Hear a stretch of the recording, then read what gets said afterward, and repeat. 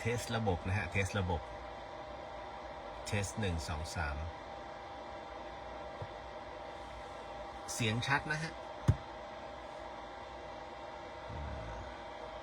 ต้องปิดตัวนี้ก่อนเทส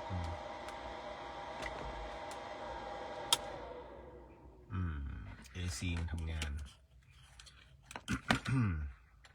เทสระบบนะเดเฮียนภาคเคลื่อนที่ เดเฮียนภาคพเนจรนะสักครู่หนึ่ง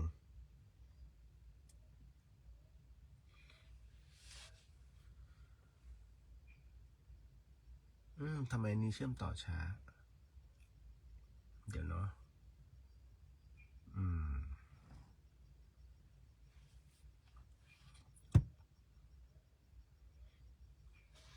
เดี๋ยวรอสัญญาณสถานีฮะ พรุ่งนี้โอโหสิกรรมถ้าจะหนัก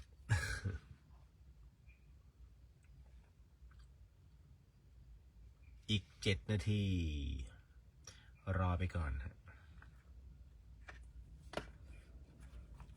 แค่นึง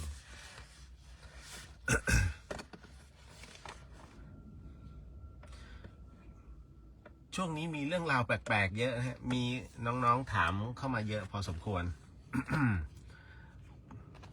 ถามว่าทำไมไม่จัดเลย เอาจริงสุขภาพ แต่ก็จัดแหละฮะอย่างถ้าใกล้ๆโอโหสิกรรมผมจะจัด แล้วก็ช่วงนี้งานขึ้นดอยมันเยอะมากเนาะก็ต้องทำหน้าที่แหละนะฮะเดี๋ยวสักครู่หนึ่ง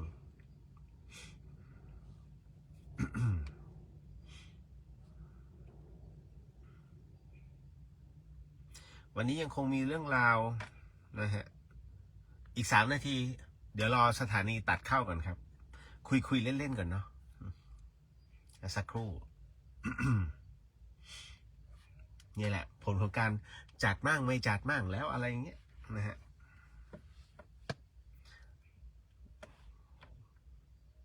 จะขอเทสเสียงก่อนเนาะนะฮะ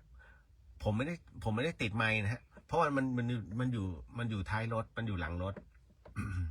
ที่สำคัญคือมันหนาวมากเชียงใหม่หนาวฮะ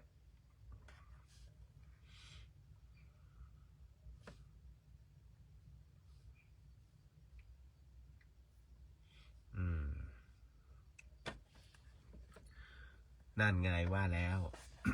1 อันพยายามเชื่อมต่อเดี๋ยวขอเช็คก่อนนะครับอีกเครื่องหนึ่งว่าทำไมเดี๋ยวนะแป๊บหนึ่ง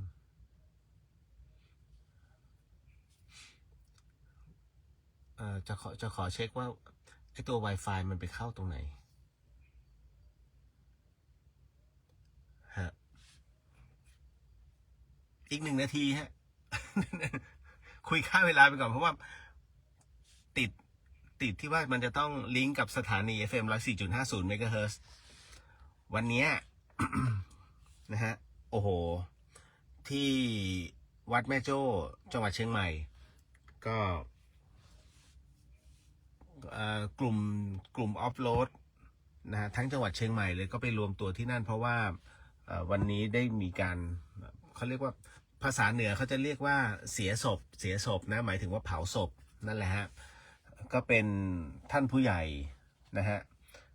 ที่สำคัญคนหนึ่งของออฟโรดโดยเฉพาะอย่างยิ่งของกลุ่มอิสระแล้วก็จิ๊บขับแล้วก็ดอยคำนะฮะก็เรียกว่า คุณพ่อสมเพชรประจักษ์นะซึ่งเดี๋ยวต้องอธิบายให้ฟังก่อน5 ทุ่มแล้วนะฮะเดี๋ยวขออนุญาตนะฮะเข้าสู่ช่วงรายการเดี๋ยวเป็นทางการเดี๋ยวพระอาจารย์ก็ลิงก์เองนะฮะสวัสดีครับคุณผู้ฟังครับนี่คือสถานีวิทยุ FM 104.50 เมกะเฮิรตซ์จังหวัดเชียงใหม่สถานีวิทยุเพื่อการศึกษาพระพุทธศาสนาและวัฒนธรรมออกอากาศเป็นประจำนะฮะ5 ทุ่มจนถึงตี 1เดอะเฮียนครับก็ต้องบอกว่ามีน้องหลายๆคนถามมาครับว่าเอ๊ะทำไมเดี๋ยวนี้เป็น เป็นช่วงของธรรมะนะฮะทั้งเป็นเทปแล้วก็เป็นรายการสดแต่ไม่มีเดอะเฮียนเลยคือผมไม่ได้จัดเลยฮะไม่ใช่เพราะอะไรเพราะว่าด้วยสุขภาพเองแล้วก็ที่สำคัญก็คือว่า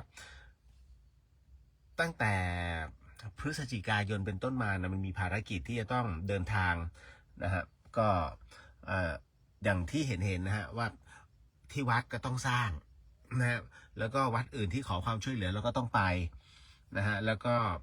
ยิ่งหนาวเนี่ยหนาวทรมานนะฮะหนาวมันทรมานมากคือตอนนี้สภาวะอากาศมันเปลี่ยนไปอย่างที่หลายๆท่านเห็นว่าที่สงขลาเนาะนะฮะอันนั้นท่านก็ถือว่าก็ขอแสดงความเสียใจด้วยแล้วกันนะแล้วก็ขอแสดงความห่วงใยเหนือเนี่ยมันหนาวสถานจริงนะครับนะเพราะว่าล่าสุดนี่ทั้งไก่นะฮะแล้วก็ทั้งสัตว์เลี้ยงนะครับแข็งตายอันนี้หมายถึงบนดอยนะฮะในพื้นราบยังไม่มีนะครับก็มันหนาวจริงครับมันหนาวจริงก็ตกใจมากผมถึงต้องจัดถ้าจัดที่กุฏิไม่ได้เลย ไม่ได้มันเย็นมากตอนแรกก็ขอพระอาจารย์ว่าจะขอจัดด้านหน้ากุฏิไหมนะฮะผมตั้งของเรียบร้อยแล้วนะไม่ได้ฮะแค่ลมพัดมาสะท้านมากอันนี้ใส่แรง เนี่ยเรียกว่าแนบเนื้อเลยนะฮะแล้วคราวนี้ก็เลยไหนๆก็ไหนๆแล้วขอลองจัดในรถแล้วกันโอ้โหร้อน ไม่แต่ว่ามันก็ดีฮะเพราะไม่งั้นเสียงผมจะอุ้ยมากนะครับก็เลยกะว่าถ้าพรุ่งนี้ในสถานีก็เย็นนะก็เลยบอกพระอาจารย์งั้นเดี๋ยวพรุ่งนี้ผมขอทำอโหสิกรรมหลังรถแล้วกันคือเรียกได้ว่าเป็นการทดสอบไปในตัวฮะเพราะว่าถ้าสมมุติผมไปออกหน่วยพสวเนี่ยเนาะนะฮะแล้วมันมีสัญญาณเนี่ยผมจัดหลังรถได้แล้วมันก็ไม่เวลาเราสวดมนต์ใช่ไหมแหกปากมันต้องแหกปากนะฮะแล้วก็เวลาพูดคุยเพราะว่ามันจะเงียบทั้งหมดนะฮะคุณผู้ฟัง4 ทุ่มบนดอยเนี่ยเอาง่ายๆคืออารมณ์ว่าคุณเดิน9 ขา1 ก้าวมันยังได้ยินถึงข้างหน้านั่นคือความเงียบบนดอยนะครับก็เลยมองว่าถ้าอย่างเงี้ยทดสอบได้แล้วระยะมันได้ถ้าเสียงโอเคครั้งหน้ายาวเลยนะครับไอตัวเรียวเดเฮียนมันเหมือนผมว่ามันแปลกๆผมพยายามจะดูว่ามันไปเชื่อมกับอะไรมันมี Wi-Fi ที่กุฏิกับ Wi-Fi ในรถผมพยายามก็จะใช้ Wi-Fi ในรถเนี่ยแล้วเพื่อในการต่อลิงก์เข้าไปนะฮะคือคำถามเนี่ยที่มันสะสมมาที่ผมเนี่ยเยอะมากขออภัยจริงๆนะครับที่ตอบให้ไม่หมดแล้วก็ไม่เคยตอบเลยยกเว้นว่าอันไหนที่ผมมีเวลาตอบผมก็คีย์ตอบในอินบ็อกซ์นะฮะอันเนี้ยมีแต่ที่ก็แปะไม่ว่ากันเนาะ ไม่ได้ดูอะไรมากมายฮะก๊อปมาแล้วก็แปะแล้วก็วางข้อก๊อปแปะแล้ววางข้อเพราะฉะนั้นหากมันซ้ำกันนะครับหรือว่าผมก๊อปมาซ้ำขออภัยด้วยนะคือคนเดียวแล้วมันหลายงานเหลือเกินนะครับเดี๋ยวขอโมทนาบุญนะครับกับหลายๆท่านที่ร่วมบุญกับผมนะฮะในเรื่องของการสร้างกุฏินะครับแล้วก็เป็นกุฏิกรรมฐานนะครับรวมไปถึงที่นั่งให้กับพระที่ต้องมากรรมฐานนะครับที่วัดฝายหินก็ตอนนี้มีมาบ้างแล้วเดี๋ยวจะมีวันเสาร์นี้จะมีพระบวชใหม่นะครับปัจจัยที่ได้มาถามว่าพอไหมมันไม่พอหรอกแต่ว่าก็ได้ปรึกษากับท่านเจ้าอาวาสวัดฝายหินนะฮะท่านก็บอกว่าของเก่าไอ้นู่นไอ้นี่เราก็มีก็เลยจับมาผสมผสานกันนะฮะตอนนี้มันก็ใกล้จะเสร็จมันก็เหลือแค่เพียงสายไฟนะครับนิดนึงคือสายไฟเนี่ย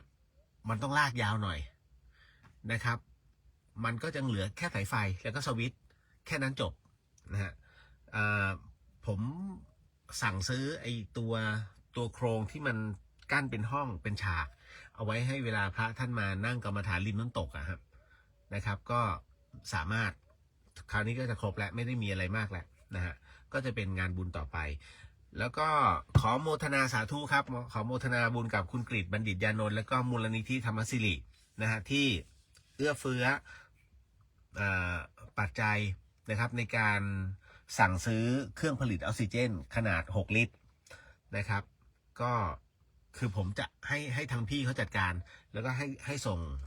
เครื่องผลิตออกซิเจนมาเพราะว่าวันที่18 มกราคมเนี่ยนะครับพวกผมก็จะไปออกหน่วยของพสวมูลนิธิหน่วยธนกรรมเคลื่อนที่ในสมเด็จพระศรีนครินทราบรมราชชนนีนะสมเด็จย่านะฮะก็จะไปที่อำเภอที่เขตของแม่ลาน้อยนะฮะก็นำไปมอบให้กับรพสตป่าแก่นะบ้านป่าแก่นะครับอยู่ที่อำเภอแม่ลาน้อยจังหวัดแม่ฮ่องสอนที่นั่นน่ะยังคงต้องการอุปกรณ์ในเรื่องของอุปกรณ์ช่วยเหลือพอสมควรฮะอันนี้คือเขาขอความอนุเคราะห์เพราะฉะนั้นออกหนังสือให้ไม่ได้ผิดกฎ มันผิดกฎนะท่านก็รู้อยู่แล้วหน่วยงานเนี่ยถ้าจะมาขอเนี่ยนะฮะแล้วทำหนังสือมาเนี่ยเขาผิดนะอันเนื่องมาจากว่ากระทรวงไม่มีนโยบายใช้แบบนี้เราก็ไม่ได้ว่าอะไรฮะเพราะเรารู้อยู่แล้วว่าหน่วยระบบงานราชการของประเทศไทยเนี่ยมันประมาณไหนอะไรยังไงเนาะนะก็เลยได้รับความอนุเคราะห์ตรงนี้พี่กิจก็เลยจัดกำลังเดี๋ยวเตรียมเหมือนกับสั่งซื้อแล้วนะฮะอีกไม่กี่วันก็จะมาถึงที่จังหวัดเชียงใหม่นะก็จะมาอยู่ตรงนี้แล้วเดี๋ยวท่านใดที่อยากจะร่วมนะฮะร่วมบุญในการซื้ออุปกรณ์ไม่ว่าจะเป็นเครื่องวัดความดันนะฮะหรือว่าพวกแมสหรือว่าแพมเพิร์สอะไรอย่างเงี้ยนะฮะยินดีนะครับยังยินดีที่ต้องการนะเพื่อที่จะมอบให้กับผู้ป่วยติดเตียงนะฮะคือเราก็ให้แต่ทางโรงพยาบาลนี่แหละแล้วก็เขาก็จะมีคุณหมอที่เดินไปตามบ้านต่างๆนะฮะก็จะเป็นการช่วยเหลือนะในระดับหนึ่งนะคือผมคงไม่ได้ทำอะไรยิ่งใหญ่เหมือนของการจอมพลังนะเพราะฉะนั้นเนี่ยเวลาท่านบริจาคมาเนี่ยฮะหรือในส่วนของปัจจัยเนี่ยหรือท่านจะซื้อมาส่งมาก็ไม่มีปัญหาแต่ว่าผมจะจำกัดนะฮะมันมีข้อจำกัดในเรื่องของวันเดี๋ยวนิดนึงนะขออนุญาตนะฮะไอ้ตัวนี้ผมขอแก้ไขหน่อยมันแปลกๆว่าทำไมมันตัวของเรียวเดอะเฮียนเนี่ยครับแป๊บหนึ่งผมขอดูหน่อยว่ามันไปเชื่อมต่อกับอะไรเดี๋ยวนะฮะ Wi-Fi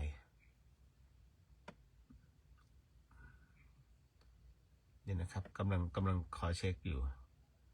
ตึ๊ดถูกแล้วนี่ถูกแล้วครับ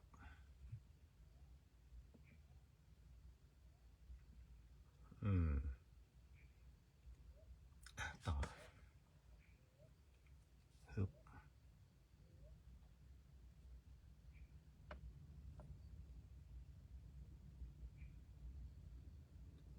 เรียบร้อย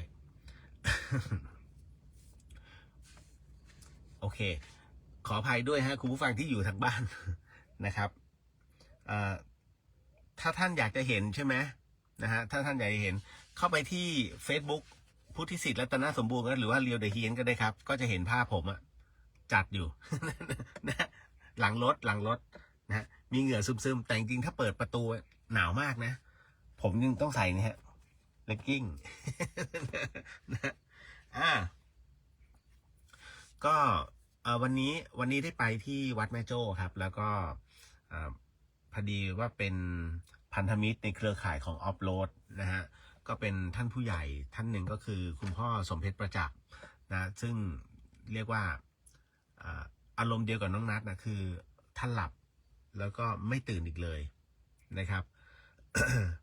ก็คือไม่มีอาการทรมานอะไรทั้งสิ้นนะครับแล้ววันนี้พอเปิดโรงพูดกันตรงๆเลยพอเปิดโรงขึ้นมาเนี่ยผมก็ไปยืนผมคนแรกเลยที่เดินขึ้นไปตรงแท่นแล้วก็ยืนดูแป๊บหนึ่งในจิตเนี่ยมันบอกเลยว่าเฮ้ยป๋าเหมือนป๋านอนหลับมากคือนอนหลับเลยแล้วก็ไม่ได้ซีดนะฮะหน้าไม่ได้ซีดคือยังมีเลือดฝาดอยู่ท่านเข้าใจคำว่าเลือดฝาดไหมมันจะออกแบบชมพูมันจะไม่ขาวซีดหรือว่าออกเขียวนะฮะเหมือนมันไอฮีโมโกลบินมันยังทำงานอยู่เม็ดเลือดนะฮะมันก็ ผมก็ยังบอกลูกสาวกันเลยเฮ้ยจริงๆนะเหมือนหลับอะแค่นั้นเลยแต่พอผมเอาอะไรนะผมก็เอามือเลิกผ้าห่มดูคุณพระช่วย น้ำแข็งเต็มเลย น้ำแข็งเต็มผ้าห่มคือมันน่าจะเป็นเพราะว่าไอ้ส่วนที่เป็นน้ำแข็งติดผ้าห่มเนี่ยน่าจะเกิดจากน้ำเวลารดน้ำศพอะสังเกตไหมฮะคือเราก็ไม่เข้าใจหรอกประเพณีแบบนี้ผมพยายามสืบหานะไอ้การรดน้ำศพมันเกิดขึ้นได้อย่างไรอะไรแบบนี้ฮะคือมันมีคือผมไม่ได้อะไรไม่อยากจะลบหลู่นะฮะแต่ว่าผมอยากจะรู้ว่าใครเป็นคนเริ่มต้นประเพณีแบบนี้แล้วมีความเชื่อว่าอย่างไรคือมันต้องหาที่มาที่ไปก่อนนะพอสิ้นสงสัยนะตอนนี้ก็คือจบไม่มีอะไรก็สงสัยต่อไปอันใหม่มาเหมือนกับคำว่าวันนี้ที่ผมเขียนใน Facebook ว่าท่านท้าวพญายมราชกับพญามัจจุราชนะฮะ คือคนชอบไปพูดติดพันอย่างเงี้ยเฮ้ยเดี๋ยวเราต้องหาท่านท้าวพญายมหรือว่าไปหาท่านท้าวพญายมราชนะพญายมราชกับพญายมถามว่าเหมือนกันเอ้ยพญามัจจุราชนะมัจจุราชกำลังจะมามัจจุราชสีน้ำผึ้งจำได้ไหมฮะหลวงพี่ภัสกรเคยพูดคำนี้อยู่เลยมัจจุราชสีน้ำผึ้งมัจจุราชกับพญายมราชไม่เหมือนกันนะฮะบางทีเนี่ยท่านเวลาหลายๆท่านเนี่ยชอบเวลาไปสอนเด็กๆเนี่ยมักจะไอ้สองคำนี้มาปนกัน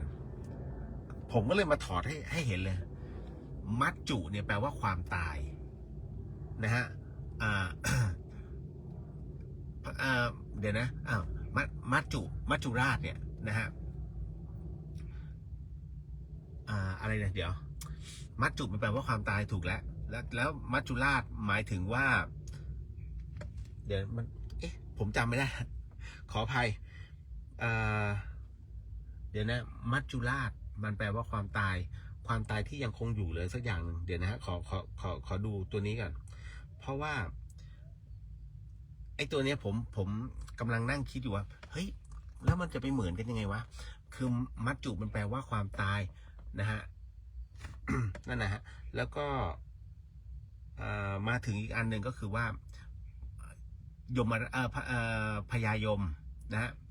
ยมบาลยมบาลยมะเนี่ยยมะหรือยามะมันแปลว่าสองนะฮะบาลแปลว่าที่ตั้งนะครับนั่นหมายถึงว่าที่ตั้งของสองในที่นี้หมายถึงว่ากรรมดีกรรมชั่วดังนั้นในกรณีตรงนี้ที่ตั้งของกรรมดีกรรมชั่วก็คือใจดังนั้นเนี่ยยมบาลหมายถึงใจนะที่เก็บรายละเอียดของทั้งหมดทั้งมวลเนี่ยฮะอย่างเช่นในเรื่องของเราแอบไปทำชั่วไว้ไม่มีใครเห็นหรอกว่าแต่เราเห็นใจมันบันทึกเรียบร้อยแล้วฮะเพราะฉะนั้นเนี่ยท่านถึงได้บอกว่าในหลักสามภพภูมินั้นทำดีได้ดีทำชั่วได้ชั่วเมื่อตายปุ๊บจะไปเกิดเนี่ยไปเกิดในสุคติหรือทุคตินั้นมันเกิดจากตัวนี้ฮะตัวของไอยามะเนี่ยหรือว่ายมบาลเนี่ยนะฮะก็คือที่ตั้งของกรรมดีกรรมชั่วที่เกิดจากจิตของเราเนี่ยออกไปแค่นั้นเองนะฮะ อันนี้ก็เลยต้องบอกว่าเนี่ยมันมีที่มาที่ไปของมันนะฮะเดี๋ยวนะครับในส่วนของเรียวเดเฮียนเนี่ยฮะท่านไม่ดูได้จะดีมากมันกำลังพยายามเชื่อมต่อตลอดผมก็ไม่เข้าใจเหมือนกันนะครับเดี๋ยวนิดนึงตึ๊ดขออนุญาตคุณนัทศรีสวัสดีครับพี่เลียวสวัสดีครับผมมันไม่ค่อยดีนะไอตัวเนี้ยนะฮะเมื่อกี้คุณกนกวันเข้ามารอบหนึ่งแล้วนะฮะก็เลยเดี๋ยวขออนุญาตตึ๊ดนิดหนึ่งโอ้โห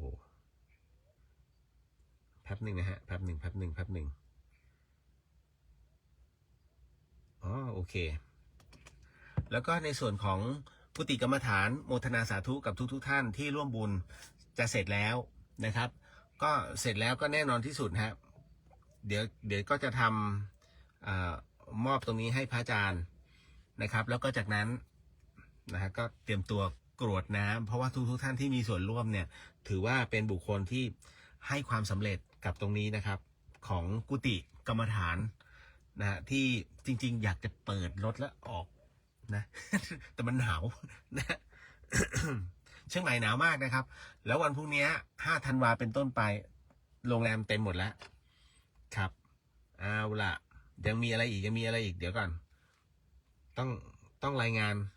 เพราะว่ามันที่ผ่านมามันมีงานบุญเยอะมากอ๋อคุณกฤษบอกไปแล้วนะฮะคุณกฤษบัณฑิตยานนท์นะครับได้ซื้อเครื่อง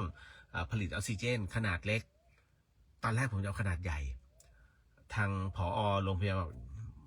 ไม่ไหวครับมันกินไฟมากเกินไปคือไฟบนดอยอ่ะมันต้องแจกจ่ายกับชาวบ้านด้วยนะแล้วเป็นโซลาร์เซลล์ซะส่วนใหญ่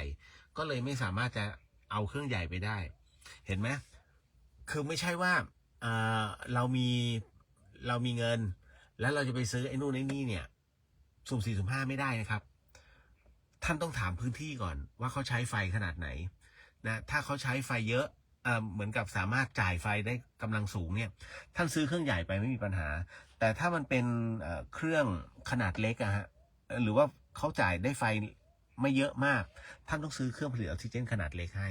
ต้องถามโรงพยาบาลก่อนนะไม่ใช่ว่าอยากซื้อโอ้จะซื้อแจกไปเนี่ยบางทีบางรพสตเขาไม่ได้ใช้ก็มีมันมีเหตุของมันทั้งนั้นทั้งหมดทั้งมวลนะครับผมก็จะเจอปัญหาแบบนี้เยอะมากๆนะฮะ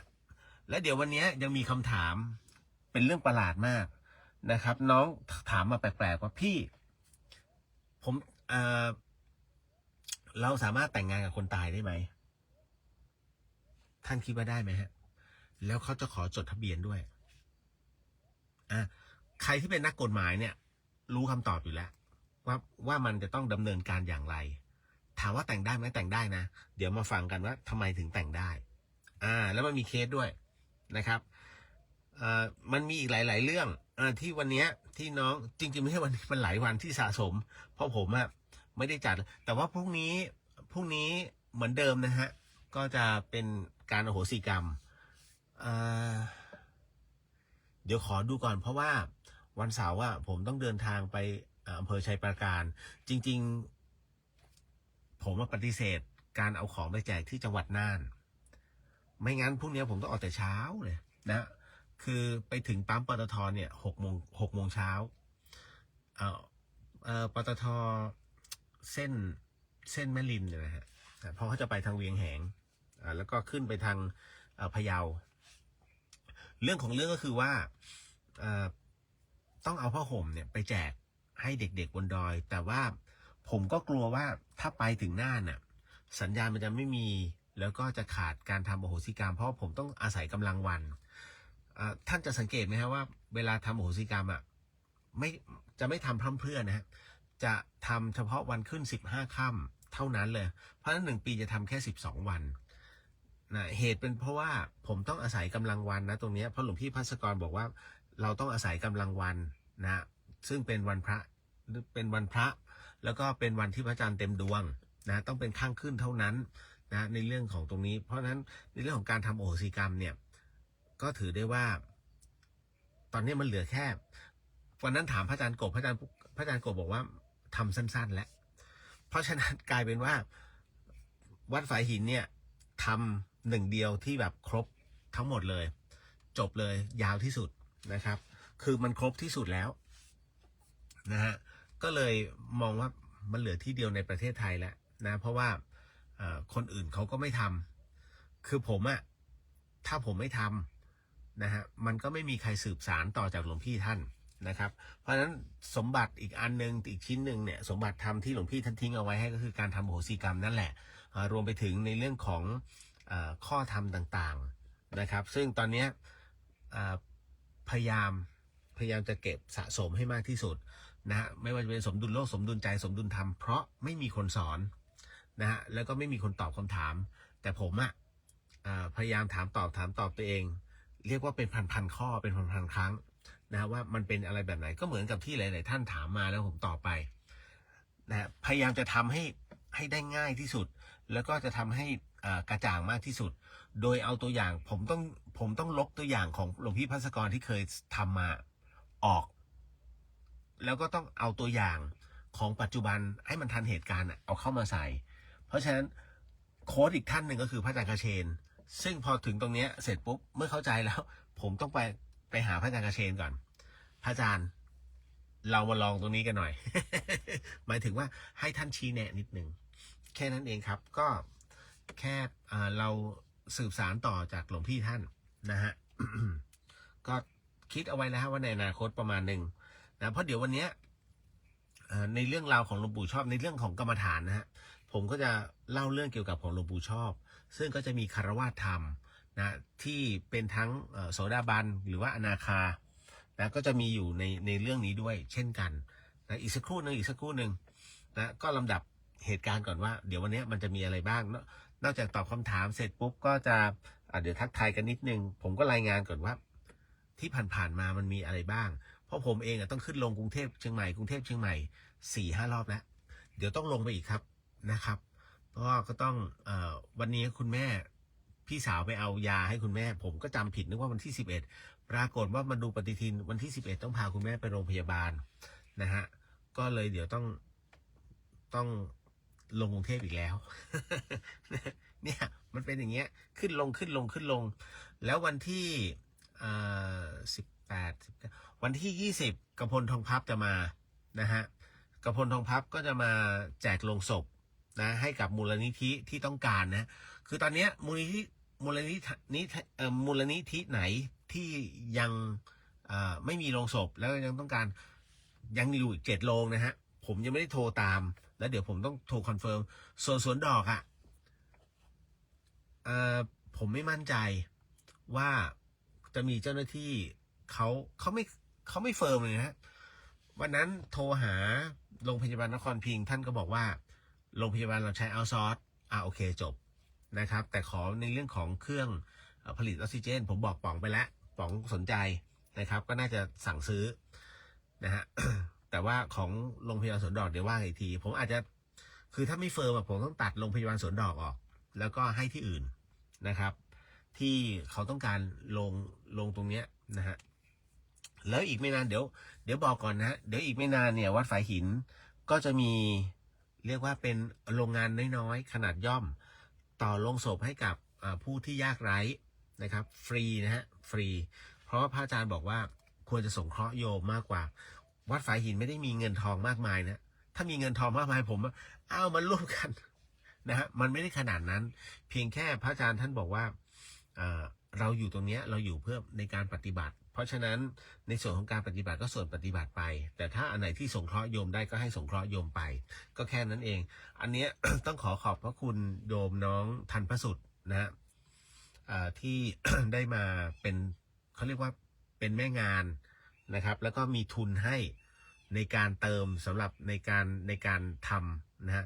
ลงศพเพื่อบุคคลยากไร้นะฮะที่วัดฝายหินแต่ยังไม่ใช่ตอนนี้กำลังทำโรงที่จะใช้ต่อนะฮะอาคารไม่ใช่โรงอาคารที่จะทำไว้ต่อโรงนั่นแหละ นะฮะในเมืองมันไม่ค่อยมีไงนะครับแล้วก็จะต้องวิ่งไปตรงนั้นวิ่งไปตรงนี้ก็เลยมองว่าเพราะฉะนั้นถ้าจะต้องใครที่ไม่มีปัจจัยเนาะนะฮะก็มารับลงศพไปจากวัดฝายหินนะฮะท่านก็ดูดิคนตาย1 คนนะท่านต้องใช้เงินเป็นแสนฮะในเรื่องของการจัดงานศพผมก็มานั่งนึกทำไมต้องเสียเงินเป็นแสนน่ะทั้งที่เราก็สูญเสียญาติสังเกตไหมกรุงเทพไม่ต้องพูดถึงฮะกรุงเทพใช้หน้าตาเป็นหลักนะฮะไม่ได้ใช้หลักความจริงเป็นหลัก นะฮะวัดก็จะต้องบอกว่ามันก็ต้องมีมั่งค่าน้ำค่าไฟอันนี้จบเลยนะคือมันเป็นเรื่องของกรรมการวัดเห็นไหมมันมีเรื่องราวอะไรมากมายแต่สำหรับวัดฝายหินเนี่ยพระอาจารย์บอกว่า ในส่วนตรงนี้ไม่ต้องมาคิดอะไรมากมายสวดยังสวดให้ฟรีได้เลยนะเพียงแค่เวลาเผาเมืองเหนือเนี่ยเขาไม่ได้เผาที่วัดนะฮะเขาจะมีสุสานเพราะฉะนั้นสุสานเนี่ยมันมีค่าเช่าอันเนี้ยท่านบอกก็ไปเสียค่าเช่าไปเสียค่าบุคลากรในการคอยเฝ้าดูแลเชื้อไฟจนกระทั่งเก็บกระดูกนั่นแหละไปเสียแค่ตรงนั้นพอเพราะฉะนั้นการทำศพเนี่ยเอาจริงนะฮะแค่10,000 เดียวบางครอบครัวถือว่า10,000นะเยอะนะ ถ้ามันเยอะขนาดนั้นเนี่ยเอาจริงเรามาคุยกันก่อนเพราะว่าพระเนี่ยท่านไม่ต้องมาใส่ซองของวัดฝายหินเนี่ยนะฮะท่านก็บอกก็สวดไปนะฮะศาลาไม่มีมาใช้ตรงบ้านฝายหินนะฮะเต็มที่ก็ให้ค่าน้ำค่าไฟ500 300ว่ากันไปเขาไม่ได้ห่วงนะฮะเพียงแต่คนมันเนี่ยอารมณ์ว่าเราเศร้าโศกเสียใจอยู่แล้วแต่สิ่งหนึ่งที่มันอดไม่ได้ก็คือคำติฉินนินทาไอ้ตัวนี้ตัวดีมากจากไหนไม่ใช่จากญาตินะจากคนที่มาร่วมงานวายดูสิกับข้าวกับปลามาเลี้ยงแขกมีอยู่แค่นี้2 อย่างเดี๋ยวถ้ามึงอยากกินอิ่มนะกลับไปบ้านไอเนี่ยมันงานศพเขาเอามาเลี้ยงเนี่ยเพื่อไม่ให้หิวนะไม่ใช่งานเลี้ยงเนี่ยคือกระบวนการความคิดทางปัญญาเนี่ยมันมีปัญหามากมายฮะมากมายนะตรงนี้เนาะอันเนี้ย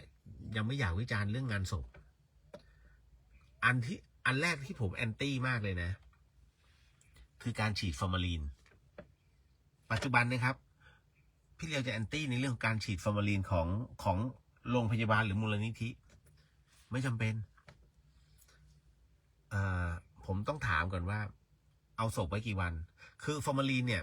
ถ้าศพไม่เละนะหรือว่าไม่ได้จมน้ำนะครับคือตายตามคุณไม่ต้องไปฉีดฟอร์มาลีน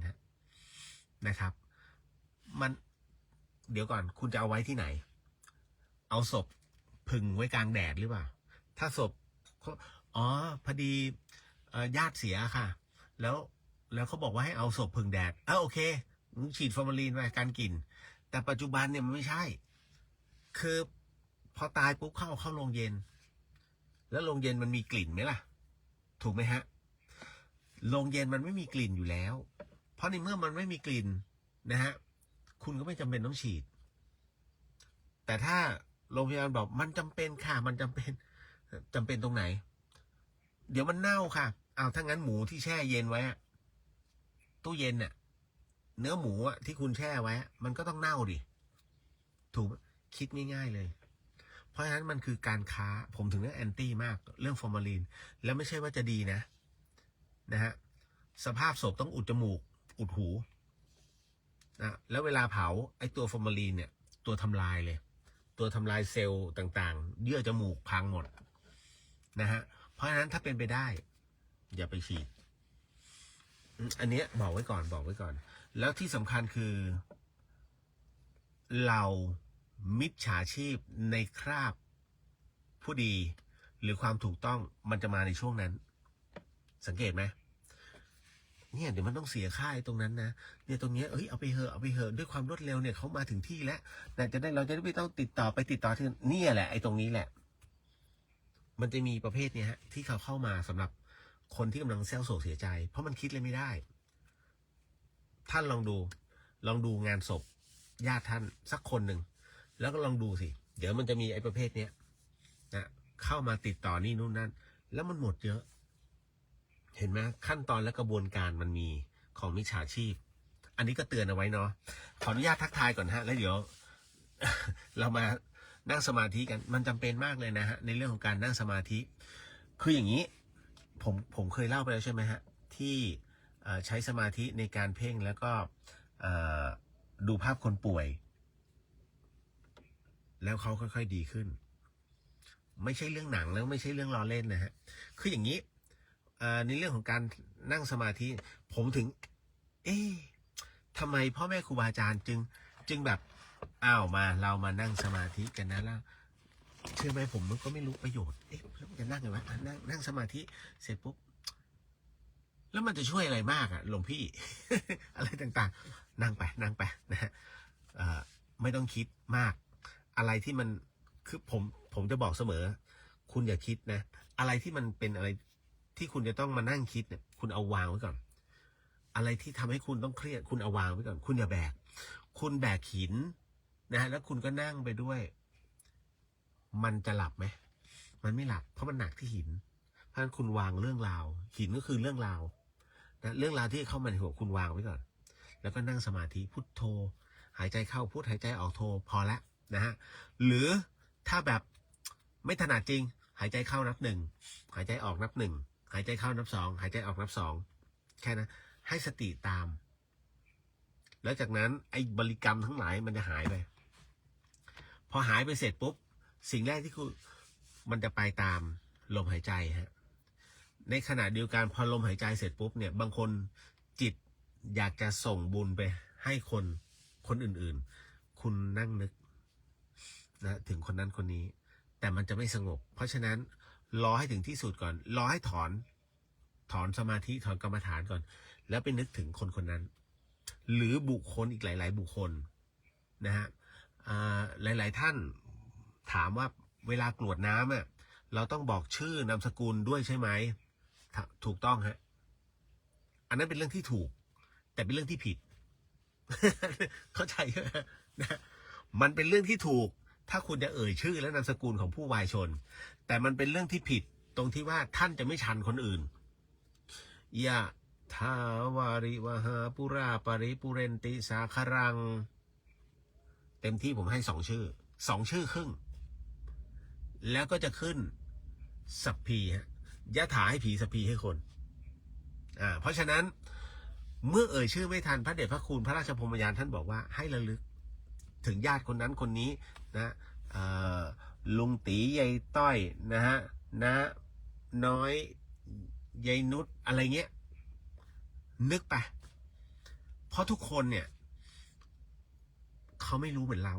แต่เราเนี่ยจำภาพคนทุกคนได้ที่เป็นญาติของเรานะมันอยู่ในหัวตึกตึกตึกตึกตึกตึกตึกตึกตึกถึงหมดจิตมันจะเป็นตัวเรียงให้นะครับแต่ถ้ามัวแต่แบบชื่อคนนั้นนามสกุลนี้ไม่จบ2 คนนะฮะอันนี้เลยบอกเอาไว้ว่าแค่ระลึกพอแล้วได้หมดทุกคนนะฮะขออนุญาตทักทายก่อนเนาะเมื่อกี้คือถ้ามันหลุดก็ให้มันหลุดไปนะของเรียวเดอะเฮียนเพราะสัญญาณมันนะ ผมก็ปวดหัวใช้สัญญาณ 5G อย่างแรงมันก็ไปช้ากำลังหาคลื่นเนี่ยกำลังพยายามเชื่อมต่อ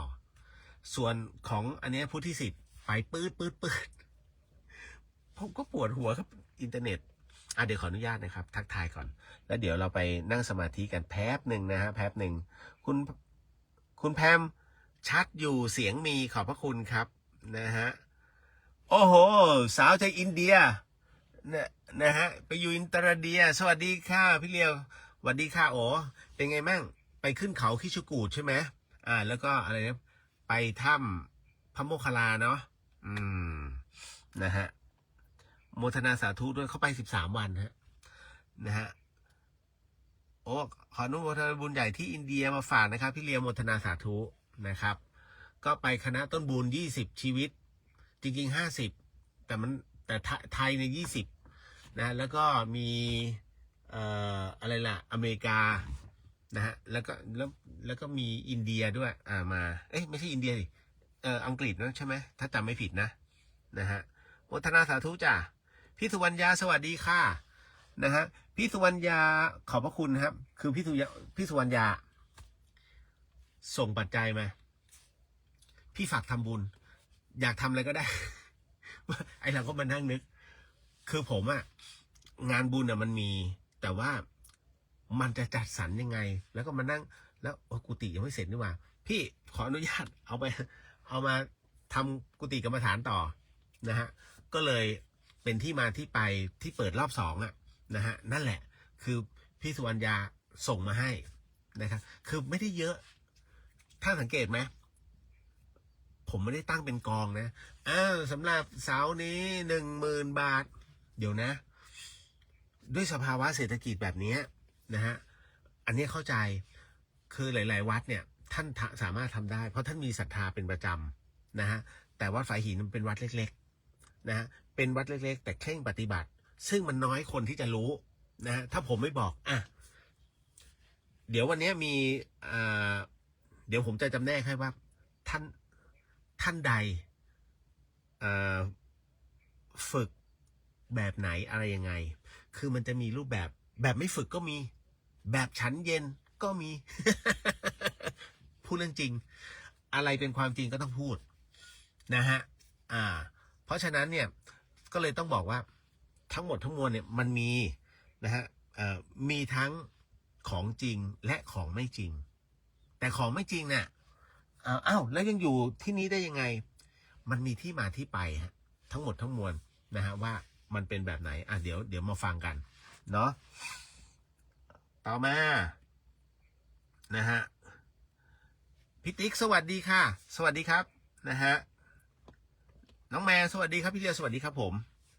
ครับก็ทดลองหลังรถ นะฮะทั้งหมดทั้งมวลนะครับเราก็จะมา เข้าสู่ในช่วงของกระบวนการต่างๆเดี๋ยววันนี้ต้องบอกว่ากรณีอย่างที่มีผู้ถามนะฮะว่าไอ้อยู่ๆคุณพ่อเขาตายไปแล้วมันมีเหตุก็คือผ้าห่มมันตลบขึ้นมาเองเดี๋ยวเล่าให้ฟังนะฮะแล้วก็เรื่องราวของคนดวงตกนะฮะมีหมดวันนี้เดี๋ยวขออนุญาตนิดนึงนะครับเพราะว่าทั้งหมดทั้งมวลผมจะให้ความสำคัญกับสมาธิซะส่วนใหญ่แล้วที่สำคัญคือมันได้บุญเห็นแล้วก็มันได้กำลังนะฮะคือการทำสมาธิก็คือการเคลียร์ใจให้อยู่นิ่งๆดูลมหายใจตลอดเพราะฉะนั้นสังเกตไหมอย่างเนี้ยเราขี้เกียจทำกันแต่ฝรั่งชอบมากนะฮะคืออย่างที่ว่าเขาคือมนุษย์หรือว่าเป็นประเทศที่มันคิดค้นตลอดเวลาแต่ทำไมเขาไม่รู้จักสมาธิดังนั้นในเมื่อเขาเห็นว่ามันมีการที่นี่สอนสมาธิใช่ไหมงั้นเรามานั่งกันนะแล้วมันได้ผลฮะตรงที่ว่าเขาชอบตรงมันนิ่งมันเกิดความสว่างนะมันเกิดสีขึ้นมามันเห็นเป็นดวงแก้วขึ้นมาอย่างเงี้ยในสมาธิถามว่าอันนี้มันเป็นอะไรให้นั่งต่อไปฮะนั่งไปเรื่อยๆนั่งไปนะฮะต่อให้มันสว่างแค่ไหนก็นั่งไปนะฮะแล้วก็มองดูทั้งหมดทั้งมวลนะฮะคือเรากำลังจะเขาเรียกว่าเรากำลังจะผ่านช่วงตรงนั้นเพื่อให้เห็นเข้าไปข้างในอีกทีหนึ่งพี่เลียวไม่ได้เก่งนะฮะคุณผู้ฟังที่ฟัง104.50น้องๆบางคนอาจจะเบื่ออันนี้ไม่มีปัญหาเพราะว่ามีน้องถามมาเช่นกันว่าทำไมเมื่อก่อนผมมาจัดรายการผีแต่ปัจจุบันเนี่ยเรื่องผีเนี่ยแทบจะไม่มีผมตอบเลยเรื่องผีเนี่ยมันหาสาระไม่ได้มันคือความจริงฮะเรื่องผีคือเรื่องที่หาสาระไม่ได้น้องได้แต่อะไรกลัวจินตนาการตามประโยชน์อยู่ตรงไหนฮะผมถามนิดนึงประโยชน์เรื่องผีนะฮะแน่นอนที่สุดฮะการเล่าเรื่องผีของพี่เลียวเนี่ยมันจะสอนไปควบคู่กับมองให้เห็นสัจธรรมมองให้เห็นถึงการกระทำและคุณธรรมไปในตัวนะแต่ทั้งนี้ทั้งนั้นเนี่ยผมก็ยังมองไม่เห็นว่าประโยชน์มันอยู่ตรงไหนแค่ตรงนั้นแหละนะผมถึงได้บอกผมกล้าที่จะท้าว่าน้องฮะที่น้องฟังรายการผีไม่ว่าจะของใครก็แล้วแต่อันนี้ไม่ได้สปอยนะฮะจบไปหนึ่งเรื่องเนี่ยน้องลองพิจารณาว่าประโยชน์อยู่ตรงไหนหยิบจากเรื่องราวของผีเนี่ยมาใช้ประโยชน์กับชีวิตประจำวันหรือว่าตัวเราได้ไม่มีเลยนะฮะผมขอนะฮะเอามาสักข้อหนึ่งนะลองนึกเลยนะฮะไม่ว่าจะเป็นรายการไหนก็แล้วแต่รายการผมด้วยนะฮะเพราะมันหาประโยชน์ไม่ได้มันก็เลยมองว่าเล่าไปก็แค่นั้นแต่ถ้าหยิบเอาเรื่องราววิญญาณมาด้วยเนี่ยแล้วให้เห็นความจริงหลักความจริงนะให้เห็นเรื่องของกฎไตรลักษณ์มันมีเกิดขึ้นตั้งอยู่ดับไปซึ่งปัจจุบันเนี่ยคนตายกันเยอะท่านเชื่อไหมตอนนี้บุคคลที่ผมรู้จักใน Facebook เนี่ย4 คนแล้วนะฮะขาวดำ4 คนแล้วเพราะฉะนั้นเนี่ยถึงได้ว่าอายุมันก็ยังน้อยนะฮะทำไมไปเร็วจังมันมีเหตุของมันไงนี่แหละถ้าเช่นนั้นนะครับท่านอยากจะได้สมาธิท่านไม่ฝึกท่านอยากจะบอกว่าคนนั้นคนนี้มาสอนสมาธิท่านไม่เชื่อก็ท่านยังไม่ได้ลองนะฮะเมื่อไม่ลองท่านจะไปบอกว่ามันไม่มีจริง นะครับ ผมมาโดนมาแล้ว โดนมาแล้ว แล้วโดนท้ามาแล้วด้วย เพราะฉะนั้นในเมื่อผมโดนท้ามาแล้ว ผมจึงจบมันตรงที่งั้นกูทำ ดีกว่าอ่ะขออนุญาตนะครับในส่วนของตรงนี้เดี๋ยวผมจะเป็นคนที่นำสวดนะฮะเขาเรียกสวดขออนุญาตทั้ง4ทิศก่อนแล้วจากนั้นเนี่ยเรามาสมทานศีลผมก็จะเป็นผู้นำให้แล้วกันตรงไหนที่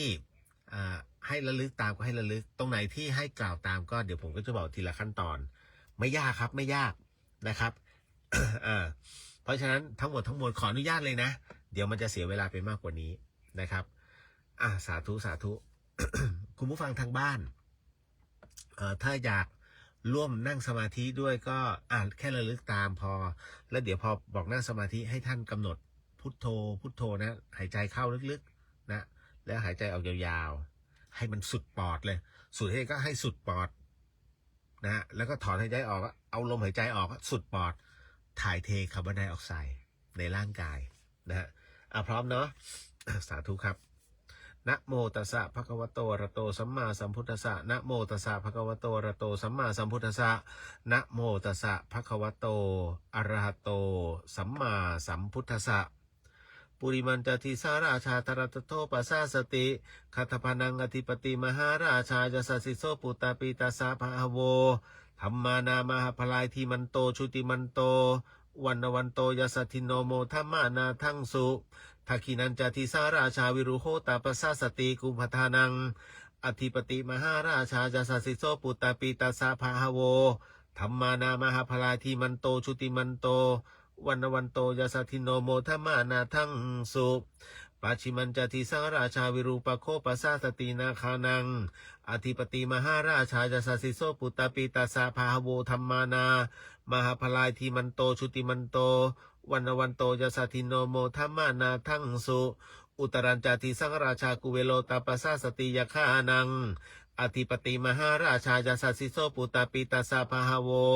ธรรมานามหาพลายทีมันโตชุติมันโตวันโตยสัทธิโนโมธรรมานาทั้งสุปุริมาทิสังทัตระโททาคิเนนาวิรุหโกปัจฉิเมนาวิรูปโคกุเวโรตรังติสังจัตตารโรเตมหาราชาสมันตาจตุโรทิสาทัตถลมานาทั้งสุสักเคกาเมจรูเปสิลิสิขลาตเตจันตริเควิมาเนที่เปรเทจคาเมตรุวนาคาเนเคหวัตุมหิเกเต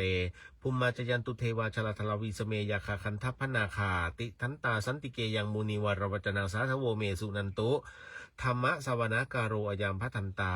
ธรรมะสวนาการโรอายามพัทันตาธรรมะสวนาการโรอายามพัทันตาต่อไปเป็นสมทานศีลห้าผมนำให้นะครับแล้วก็เดี๋ยวท่านว่าตามนะฮะพุทโธธัมโมสังโฆศีลข้อหนึ่งไม่ฆ่าสัตว์ศีลข้อสองไม่ลักทรัพย์ศีลข้อสามไม่ประพฤติผิดในกามศีลข้อสี่ไม่พูดเท็จศีลข้อห้าไม่ดื่มสุราและของมึนเมาบัดนี้ข้าพเจ้าตั้งใจรักษาศีลแล้วบัดนี้ข้าพเจ้าคือผู้มีศีลข้าพเจ้าผู้มีศีลละอายต่อการทำความชั่วกลัวต่อผลของบาปกรรมข้าพเจ้าผู้มีศีลมีฮิริโอตปะมีกายเป็นมนุษย์มีใจเป็นเทวดาเป็นมนุษย์เทโวผู้เข้าถึงความเป็นสหายกับเหล่าเทวดาทั้งหลายณบัดนี้ข้าพเจ้าทั้งหลายขออดโทษลดกรรมที่ข้าพเจ้าได้ประมาทพลาดพลั้งในช่วงวันนี้ลงในฉับพลันและขอให้กรรมดีที่ข้าพเจ้าหรือเหล่ากัลยาณมิตรได้ทำไว้นั้นขอจงมาแทรกส่งผลบุญนี้ให้ข้าพเจ้าได้มีความสุข และประสบผลสำเร็จตลอดไปเทินสาธุสาธุสาธุต่อไปเป็นการขึ้นบทกรรมฐานนิดนึงนะครับอิมังวิปัสสนากรรมฐานังปูเชมิทุติยังปิอิมังวิปัสสนากรรมฐานังปูเชมิตาติยัมปิอิมังวิปัสสนากรรมฐานังปูเชมิเอาละฮะก็ต่อไปนะเป็นส่วนของว่าด้วยในเรื่องของการนั่งสมาธินะฮะจริงๆนั่งสมาธิเรานั่งนิ่งๆไม่ได้มีอะไรมากมายมันไม่มีกฎเกณฑ์มากมายฮะนะก็คือเอามือประสานกันนะแล้วก็ท่านนั่งสบายๆจะยืนก็ได้นะหรือว่าจะนั่งนิ่งๆนะเอาวางไว้ที่ตักนะครับแล้วจากนั้นสูดลมหายใจลึกๆนะหลับตาลงแล้วก็ผ่อนลมหายใจยาวๆออกนะหายใจเข้าก็พูดหายใจออกก็โทนะฮะแต่กฎของเราก็คือว่าอย่างที่บอกครับว่าอะไรก็ตามที่ต้องเป็นเรื่องที่ท่านต้องหยิบมาคิดหยิบมาแบกนะหยิบมาเครียดขอให้ท่านทิ้งก่อนเอาวางไว้ข้างๆก่อนนะและถ้าเลิกนั่งสมาธิท่านจะหยิบมาใส่อีกรอบก็ไม่มีใครว่าอะไรนะเพราะฉะนั้นขอให้อยู่กับปัจจุบันอยู่ให้มันโล่งนะฮะหาก ณตรงนี้ก็เลยขออนุญาตแล้วกันเนื่องจากว่าเป็นสถานีวิทยุ FM 104.50 เมกะเฮิรตซ์ด้วยแล้วคุณผู้ฟังทางบ้านก็กำลังฟังอยู่ด้วยขออนุญาตนะครับในเรื่องของการที่จะไม่ปล่อยให้สถานีนั้นเดดแอร์ขออนุญาตเล่าเรื่องของหลวงปู่ชอบกับหลวงปู่เหรียญให้ฟังแล้วกันนะในเรื่องของการทำกรรมฐานนะฮะก็อย่างน้อยให้เราฟังไปด้วยถ้าพร้อมแล้วค่อยๆหลับตาลงฮะค่อยๆหลับตาลงนะหายใจเข้าลึกๆหายใจออกยาวๆหายใจเข้าลึกๆหายใจออกยาวๆเป็นการฟอกปอดนะฮะข้างในเลยนะฮะเพราะว่าทั้งวันในปอดเรามีแต่ออกซิเจนในมีทั้งออกซิเจนแล้วคาร์บอนไดออกไซด์นะครับถ้าวันไหนไปเจอคนสูบบุหรี่โอ้โหมันจะเข้าไปข้างในเพราะฉะนั้นดึงมันออกมาจากลมหายใจลึกๆเอาแล้วนะฮะก็เป็นเรื่องราวของหลวงปู่ชอบคุณผู้ฟังครับคือในปี 2483 หลวงปู่ชอบฐานสโมท่านก็จำพรรษาร่วมกับหลวงปู่เหรียญวรลาโภนะที่สำนักสงฆ์ของบ้านแม่หนองหานอำเภอสันทรายจังหวัดเชียงใหม่นี่แหละนะฮะคือใกล้ออกพรรษาหลวงปู่ชอบก็ปรารภให้หลวงปู่เหรียญนั้นฟังหลังออกพรรษาเสร็จกฐินวัดป่าน้ำรินอยู่ที่อำเภอแม่ริมจังหวัดเชียงใหม่นั้นท่านก็จะไปเที่ยวปีกวิเวกภาวนาที่ประเทศพม่าหลวงปู่ชอบก็บอกหลวงปู่เหรียญท่านเคยไปจำพรรษาที่นั่นเห็นสถานที่ภูผาป่าดอยทางเมืองพม่าสงบวิเวกดีเหมาะแก่การปฏิบัติของผู้ที่ชอบภาวนาหาสันโดษท่านจึงชวนหลวงปู่เหรียญจะไปภาวนาที่ทางเมืองพม่าด้วยกันก็เลยถามว่าจะไปด้วยกันไหมหลวงปู่เหรียญท่านก็เรียนหลวงปู่ชอบในเบื้องต้นว่าเรื่องไปเที่ยววิเวกที่เมืองพม่านี้ก็ผมจะขอพิจารณาดูก่อนถ้ารู้เห็นอันใดแล้วเนี่ยก็จะมานำเรียนให้พระอาจารย์นั้นได้ทราบอีกครั้งหนึ่งขอรับหลวงปู่เหรียญว่าหลังนำเรื่องไปเที่ยวในเรื่องของปีกวิเวกพม่านั้นขึ้นมาพิจารณาดูท่านก็บอกทุกครั้งที่พิจารณาในวาสนาตนที่เกี่ยวข้องกับเมืองพม่านี้มันเห็นเป็นแต่เมฆดำทำฟ้าหลัวให้มืดมนนะฮะปัญญาธรรมนำทางในใจบอกสำหรับท่านนี้ที่พม่าไม่ใช่แดนถิ่นเป็นถิ่นธรรมดังใจท่านที่อยากจะเป็นดังนั้นหลวงปู่เหรียญนั้นจึงบอกว่าที่เมืองพม่านี้ไม่ใช่ถิ่นที่เราเคยถูกปลูกต้นใจในวาสนาตนเอง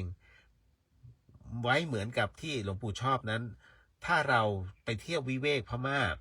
กับพระอาจารย์ชอบท่านในตอนนั้นเองก็จะเจออุปสรรคอันใหญ่หลวงอุปสรรคใหญ่หลวงที่ว่านั้นก็คือสงครามที่คนในสมัยนั้นเขาเรียกว่าสงครามมหาเอเชียบูรพานั่นเอง หลวงปู่เหรียญท่านบอกว่าตอนที่อยู่พม่าอาจารย์ชอบท่านก็เอาชนะสงครามใหญ่ในใจของท่านอยู่ที่นั่นหลวงปู่ชอบฐานสโมนั้นองค์ท่านได้ปัญญาธรรมได้ปัญญาธรรมธาตุที่ถ้ำหมีเก่าบ้านไทยใหญ่หนองยวนนะแขวงเชียงตุงพม่าเมื่อปี 2487 นะฮะเรื่องเที่ยววิเวกพม่านั้นหลวงปู่เหรียญวรลาโภท่านได้นำเรื่องนี้มาเรียนให้กับหลวงปู่ชอบทราบการไปเที่ยววิเวกปฏิบัติอยู่ทางเมืองพม่านั้นสำหรับผมนี้มันเป็นสิ่งที่มืดมนเมืองพม่านี้คงไม่ใช่เป็นที่มงคลสำหรับผมเรื่องนี้ขอนิมนต์ท่านอาจารย์ได้พิจารณาแต่เพียงผู้เดียวเลยขอรับหลวงปู่เหรียญบอกตอนนั้นว่าหลวงปู่ชอบบอกกับท่านว่าสำหรับผมนี่เรื่องนี้ได้พิจารณากลับใจตัวเองแล้วถึงสิมีอุปสรรคอันใดกะตามผมเนี่ยก็สิผ่านมันไปได้เรื่องเที่ยววิเวกพม่านี่ถ้าท่านเหรียญพิจารณาแล้วว่าเป็นมงคลกับเจ้าของท่านก็บ่ต้องไปทางนั้นกับเฮากระไดนะฮะหลวงปู่เหรียญท่านก็บอกว่าอาจารย์ชอบท่านเป็นคนโสตายหรือว่าเสี่ยงตายนะฮะเวลาตัดสินใจในเรื่องอันใดแล้วเนี่ยอะไรก็จะเอาใจท่านไว้ไม่อยู่หลังจากออกพรรษาปี 2483 หลวงปู่ชอบท่านก็ออกจากสำนักสงฆ์บ้านแม่หนองหานอำเภอสันทรายจังหวัดเชียงใหม่เดินทางไปร่วมงานกฐินที่วัดป่าน้ำรินหลังจากนั้นเสร็จงานกฐินก็ลาญาติโยมชาวบ้านจากบ้านน้ำรินนั้นเพื่อเดินทางไปปีกวิเวกที่เมืองพม่าพอดีช่วงนั้นที่วัดป่าน้ำรินนั้นมีพระหนุ่ม2 รูปกับตาผ้าขาวคนหนึ่งมาร่วมงานกฐินอยากจะขอติดตามหลวงปู่ชอบท่านเข้าไปเที่ยววิเวกในเมืองพม่าด้วยหลังสัญญาใจในอะไรกันไว้แล้วเนี่ยหลวงปู่ชอบท่านก็อนุญาตให้พระหนุ่ม2 รูปนี้กับผ้าขาวติดตามท่านไปในพม่าพระ2 รูปกับผ้าขาวที่ติดตามหลวงปู่ชอบเข้าไปเที่ยวปีกวิเวกที่พม่าในช่วงสงครามโลกครั้งที่2นั้นก็จะมี1พระศรีซึ่งเป็นชาวอำเภอเทพสถิตจังหวัดชัยภูมิต่อมาได้ลาสิกขาไปแล้ว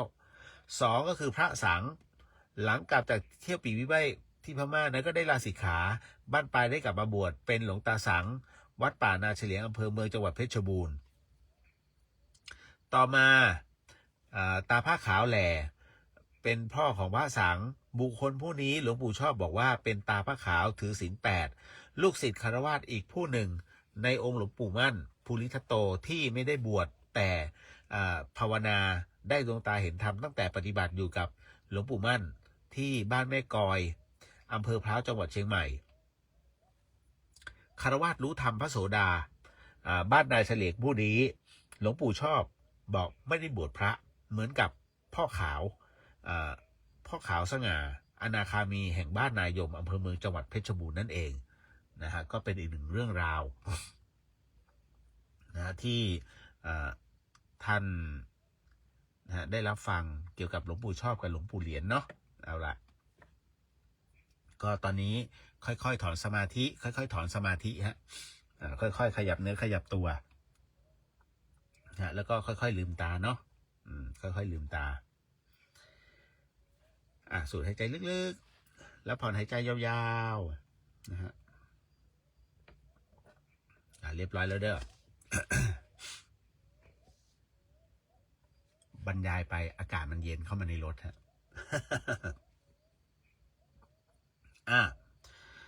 ก็ มาเข้าสู่ในช่วงของแผ่เมตตา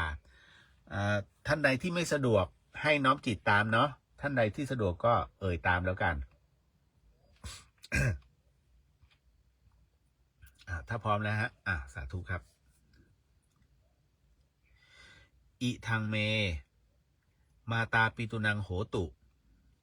สุขิตาโหนตุมาตาปิตโรขอส่วนบุญนี้จงสำเร็จแก่มารดาบิดาของข้าพเจ้าอิทังเมยาตินังโหตุสุขิตาโหนตุยาตโยขอส่วนบุญนี้จงสำเร็จแก่ญาติทั้งหลายของข้าพเจ้าอิทังเมคะรุปัชยายาจริยานังโหตุ สุขิตาโหนตุคะลุปัชชยายาจาริยาขอส่วนบุญนี้จงสำเร็จแก่ครูอุปัชฌาย์และอาจารย์ของข้าพเจ้าอิทังสัพพะเทวตานังโหตุสุขิตาโหนตุสัพเพเทวา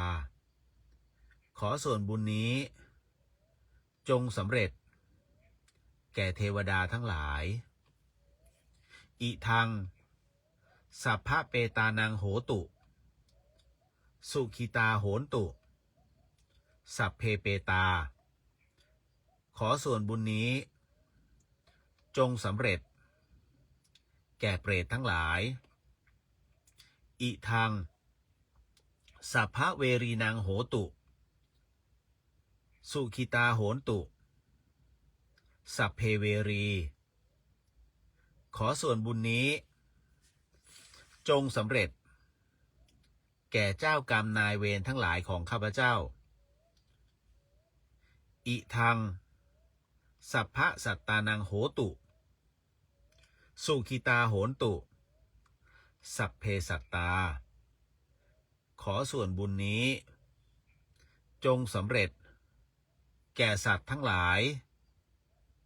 ขอให้สัตว์ทั้งหลายมีความสุขทั่วหน้ากันเทินสาธุสาธุสาธุอย่าลืมไปกรวดน้ำด้วยเนาะหลายๆท่านนะฮะแต่จริงๆแล้วการกรวดน้ำเนี่ยท่านสมมุติว่าเฮ้ย2 วันแล้วอะไม่ได้กรวดน้ำเลยวันนี้กรวดได้ครับนะฮะไม่มีปัญหาในเรื่องของการกรวดน้ำเนี่ยนะฮะหลายๆคนเข้าใจผิดคิดว่าเดี๋ยวกรวดน้ำมันเป็นบุญมันเป็นจิตไม่ใช่หน้าเค้กที่เฮ้ยพรุ่งนี้บูดไม่ใช่คิดใหม่ นะฮะรับพรเด้อ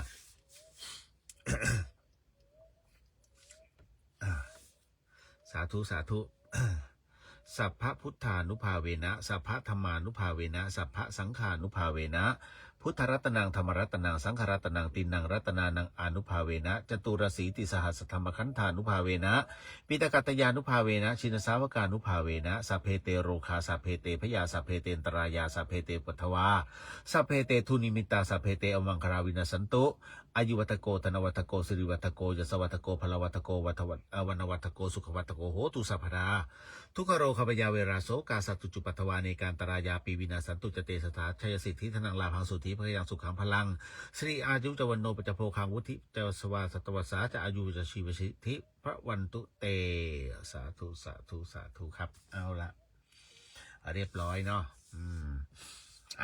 มาเข้าสู่เรื่องราวเรื่องแรกกันเลยนะฮะ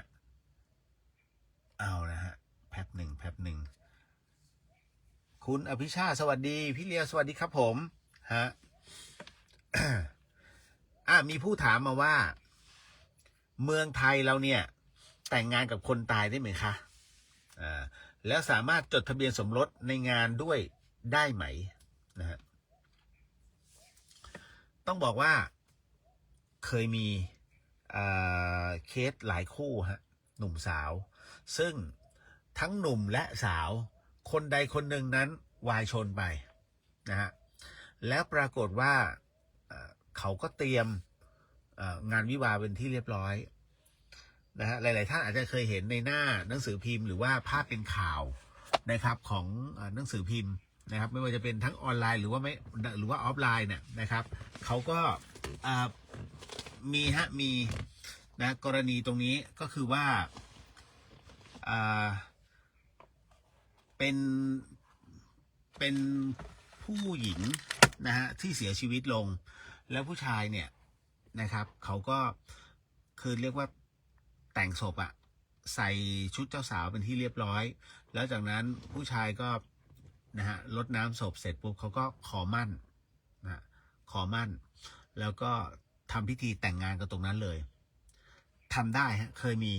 มีคนทำเพราะฉะนั้นในเรื่องของเมืองไทยเนี่ยแต่งงานกับคนตายนั้นได้ไหมได้ครับนะฮะจีนเขามีแต่งงานกับผีเลยนะฮะซึ่งไทยเราก็มีนะ นะฮะคนไทยเชื้อสายจีนนะครับเพื่อนผมเองแต่งงานกับผีนะครับ ก็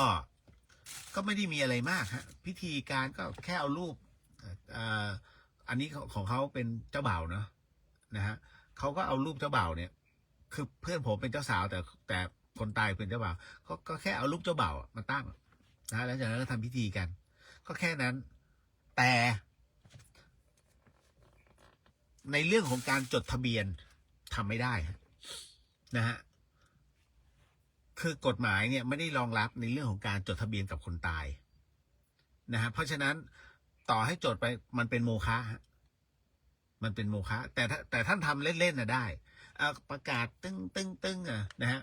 สมรสกับนางสาวตรงนี้ซึ่งเป็นผู้วายชนนะปึ้งนะฮะแล้วพร้อมกับออกใบอะไรนะมรณะให้เลยมันก็ไม่ได้ไงถูกไหมฮะเพราะฉะนั้นนะตรงนี้ถึงได้บอกว่ากรณีตรงเนี้ยแต่งได้คือแต่งเป็นพิธีนะครับมันคือความรักอ่ะคุณอย่าไปคิดมากนะครับโหจะต้องไม่ฮะความรักก็คือความรักเรารักของเรานะฮะ สังเกตไหมแฟนท่านเนี่ยหล่อและก็สวยแต่สำหรับคนอื่นที่มองแฟนท่านเนี่ยโหขี้เหร่วะโอ้รักไม่ได้ไงวะสังเกตไหมท่านถึงได้บอกว่านี่คือบุพเพสันนิวาสฮะบุพเพสันนิวาสที่มันวาดจนมาเจอกันมันขีดเส้นนะฮะมันขีดเส้นจนมาเจอแล้วรู้สึกว่าถูกใจท่านเชื่อไหมบางทีไม่ได้สวยไม่ได้หล่อเลยแต่บังเอิญว่าหน้าตาเท่านั้นฮะแต่ในเรื่องของจริตในเรื่องของจิตใจเฮ้ยเป็นคนดีว่ะบางทีมันก็เป็นเช่นนั้นนะความต้องการชีวิตมันอยู่แค่ตรงนี้ฮะหรือมันเกิดความช่วยเหลือซึ่งกันและกันแฟนเราอาจจะไม่สวยไม่หล่อสำหรับคนอื่นแต่สำหรับเราเนี่ยเฮ้ยฉันเต็มที่เห็นไหมมันจะเป็นไงฮะเพราะฉะนั้นทุกคนเนี่ยมันมีโมเมนต์ตรงนี้ทั้งนั้นนะฮะแล้วก็มีทั้งโมเมนต์อกหักผิดหวังน้องๆหลายคนเนี่ยส่งข้อความมาพี่ผมจะไม่ไหวอยู่แล้วนึกในใจอะไรมึงไม่ไหวนะฮะก็คือแฟนไปมีอีกคนนึงคือสังคมสมัยเนี้ยมันต่างกับสังคมเมื่อยุคโอ้โหยุคแรกๆนะฮะ60 70 80 90นะฮะยุคแบบนั้นเนี่ยเขาเรียกว่ามันมีเรื่องของการสะสมประสบการณ์มันมีเรื่องการสั่งสอนบอกกล่าวจากผู้ใหญ่แล้วเชื่อนะฮะมันจึงมีการเมื่ออกหักปุ๊บมันจะซอฟลงแล้วทำไมต้องเป็นที่ปัจจุบัน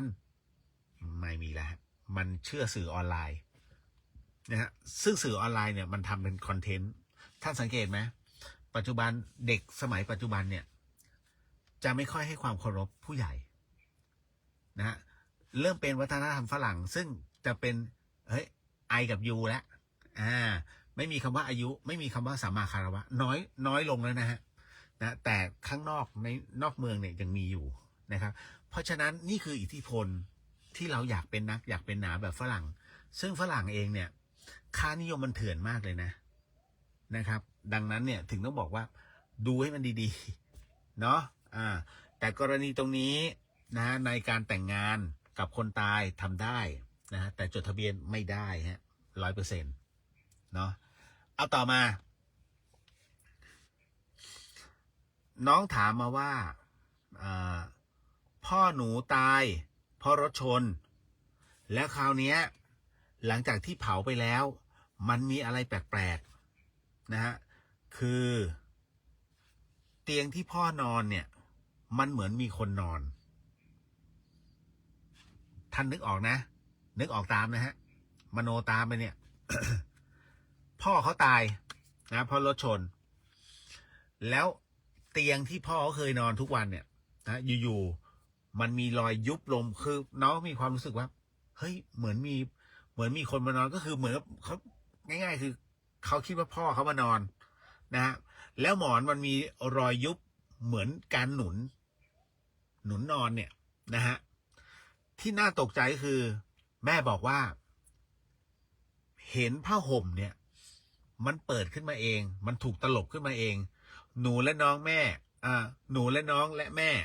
ก็กลัวค่ะ อยากปรึกษาว่าจะต้องทำอย่างไรพ่อเสียมาได้8 วันแล้วค่ะกรณีตรงนี้นะฮะสิ่งที่ผมกำลังจะบอกสวัสดีจ่าเก้านะฮะสิ่งที่ผมกำลังจะบอกคุณผู้ฟังทั้งหมดทั้งมวลผมก็ยังยืนยันว่ามนุษย์เราเนี่ยคือสัตว์ที่ชอบคนในสปีชีส์เดียวกันเพราะมนุษย์เราเป็นสัตว์สังคมฮะต่อให้รักกันแค่ไหนก็ตามเมื่อตายลงปุ๊บเฮ้ยอย่ามาหาฉันนะอย่ามาเด็ดขาดคือถ้ามาปุ๊บเนี่ยมันใจไม่ดีมันกลายเป็นคนละเผ่าพันธุ์ไปแล้วฮะถูกไหมถ้าเป็นมนุษย์ด้วยกันเนี่ยโอ้ตบหัวลูบหลังได้หมดแต่พอมันเป็นอากาศเนี่ยมันจะมาเมื่อไหร่วะมันระแวงไปหมดไงเนี่ยฮะนี่คือสิ่งที่มันเกิดขึ้นความรักไม่จริง จึงเกิดขึ้นต่อมานะครับกรณีตรงเนี้ยพี่เลียวก็จะบอกว่าน้องกลัวเหรอน้องกลัวคุณพ่อตัวเองเหรอครับเขาให้กำเนิดเรามานะลองคิดดูใหม่นะฮะคือหลายๆครั้งที่คนเราขาดความยั้งคิดนะครับณตอนที่เป็นครอบครัวเรารักกันแต่พอคนใดคนหนึ่งตายลงปุ๊บกลัวอย่ามาหาฉันนะฮะทั้งที่มันก็ไม่ควรจะเป็นอย่างนั้นถูกไหมฮะนี่แหละ มันก็แปลกเนาะไอ้กรณีแบบนี้ คืออย่างนี้ฮะน้องไปนิมนต์พระมาสักรูปหนึ่งก็ได้นะครับแล้วให้ท่านสวดนะครับนิดหนึ่งจริงๆสูตรถอนเนี่ยไม่แปลกทำไมเขาเรียกสวดถอนมันใช้คำว่าสูตรนะฮะสูตรก็คือสูตรพระสูตรนะฮะสูตรถอนเนี่ยนะครับในการสวดนะตรงนี้ก็ตามนะฮะจริงๆต้องมีพระ5 รูปในการทำสูตรถอนแต่คราวนี้กรณีที่คุณพ่อตายมาแล้วเนี่ย8 วันให้รูปเดียวก็ได้นะครับก็น้องไปกราบพระภูมิก่อนนะพระภูมิที่บ้านก่อนแล้วจากนั้นก็นิมนต์พระท่านเนี่ยนะเข้าไปสวดประพรมน้ำมนต์ก็เจริญพุทธมนต์ธรรมดานี่แหละนะฮะแล้วหลังจากนั้นก็ประพรมน้ำมนต์เสร็จปุ๊บนะครับก็จริงๆไม่อยากคือถ้าไม่เฮี้ยนจริงๆจะไม่ให้ใช้ยันถ้าเฮี้ยนต้องใช้ยันนะแต่คราวนี้พอถึงตรงนี้เสร็จปุ๊บน้องก็บอกคุณพ่อขอให้ไปในภพภูมิที่ดีเถอะนะอย่ามากวนหนูเลยนะแล้วก็คุณไปหายอดไม้ยอดใบกิ่งไม้แล้วกันคุณหักมากิ่งหนึ่งนะแล้วก็ผูกเขาเรียกผูกไว้หน้าบ้านตรงประตูบ้านเลยนะ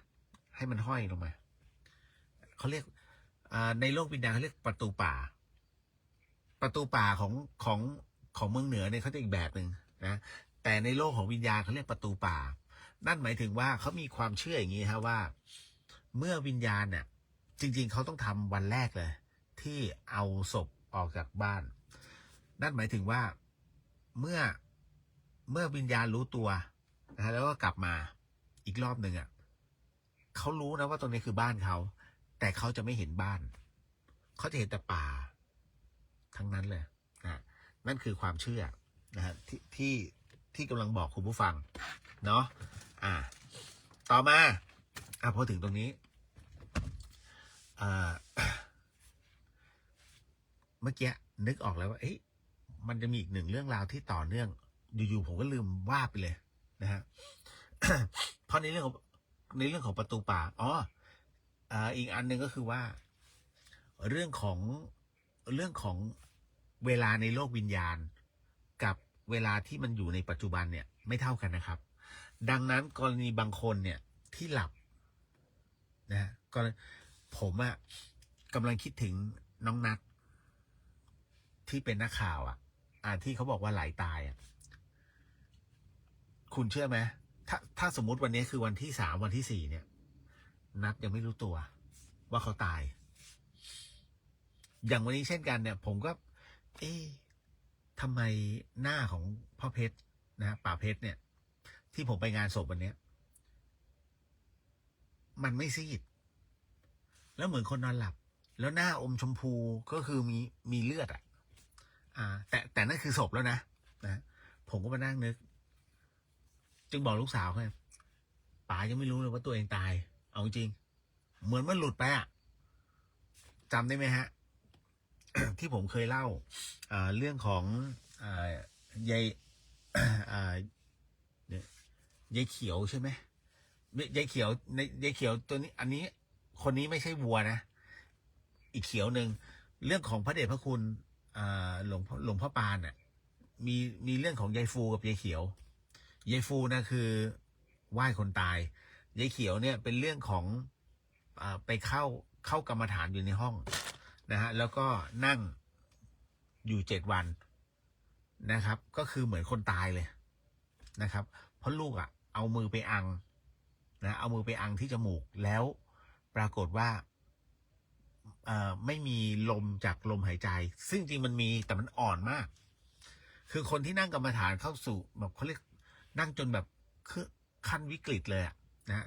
ไปเป็นอุปจารสมาธิจนตัวแข็งแล้วเนี่ยนะมันแทบจะไม่มี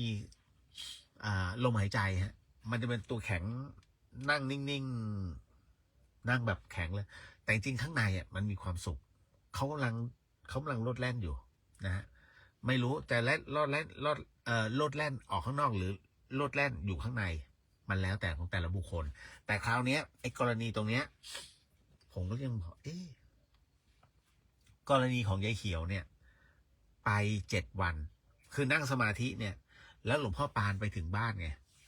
หลวงพ่อปานก็เลยบอกว่าไหนลองเล่าให้ฟังสิว่าไปไหนมามั่งแกเล่าให้เป็นฉากเลยแล้วก็อยู่ก็จำได้ว่าอยู่บ้านนั่งสมาธิแล้วก็จากนั้นเนี่ยก็หลุดไปเห็นวิมานนะฮะเขาก็บอกว่านั่นคือชั้นดาวดึงส์ซึ่งตรงนั้นเนี่ยเห็นพ่อแม่ครูบาอาจารย์เยอะแยะหมดเลยนะฮะมายืนอยู่ตรงนั้นนะแล้วก็ทุกท่านก็รอพุทธเจ้ามาแม้กระทั่งเทวดาขนาดมีคนมาเตือนว่าเดี๋ยวถ้าเดี๋ยวพระพุทธเจ้าจะเสด็จมาดังนั้นเนี่ยอยากให้รีบกลับไปอันนี้คือสิ่งที่ในบันทึกเขียนเอาไว้เพราะฉะนั้นกรณีตรงนี้ฮะพอกลับเข้าร่างได้เนี่ยยายเขียวเนี่ยแค่โหยขอน้ำดื่มขอข้าวต้มมากินแค่นั้นเลยเพราะฉะนั้นผมว่าเราก็ไม่เห็นด้วยนะกรณีของนัทเขาแล้วกรณีของพ่อเพชรเนี่ยเห็นผมยังบอกเลยพ่อคงยังไม่รู้หรอกว่าตัวเองไปแล้วเพราะมันแค่4 วันแล้วเวลามันยืดออกคือยังเที่ยวอยู่แต่ถ้าครบวันที่7ปุ๊บกลับมาละหาตึงไม่เจอบ้านตัวเองเหลือแต่กระดูกเนี่ยทำไงแล้วกรณีแบบเนี้ยไอ้ที่ไม่ถึงอายุไขแล้วต้องตายลงคือเผาไปแล้วแล้วยังไงก็เป็นสัมภเวสีไปเรื่อยๆเพราะมันไม่มีร่างนะฮะไอ้ที่บอกว่าหญิงท้องแก่กำลังจะคลอดนะฮะถ้าพูดถึงปุ๊บวิญญาณก็จะเข้าไปอันนี้ไม่รู้ผมไม่ใช่นักสร้างหนังนะผมก็เลยไม่รู้ว่ามันจะเข้าได้วะ แต่หลวงพี่พัฒกรบอกว่าท่านอยู่หน้าวัดสังฆจายเป็นวัดอยู่เป็นยักษ์อยู่หน้าวัดสังฆจายนะฮะฝั่งทนแล้ววันที่ป้าอุไรเนี่ยท้องแล้วเดินมายักษ์ตัวนี้นะครับในโลกของอีก1 มิติก็มองว่าโอ้โหผู้หญิงคนนี้สวยจังเลยนะฮะอยากจะเข้าไปเป็นส่วนหนึ่งของเธอจัง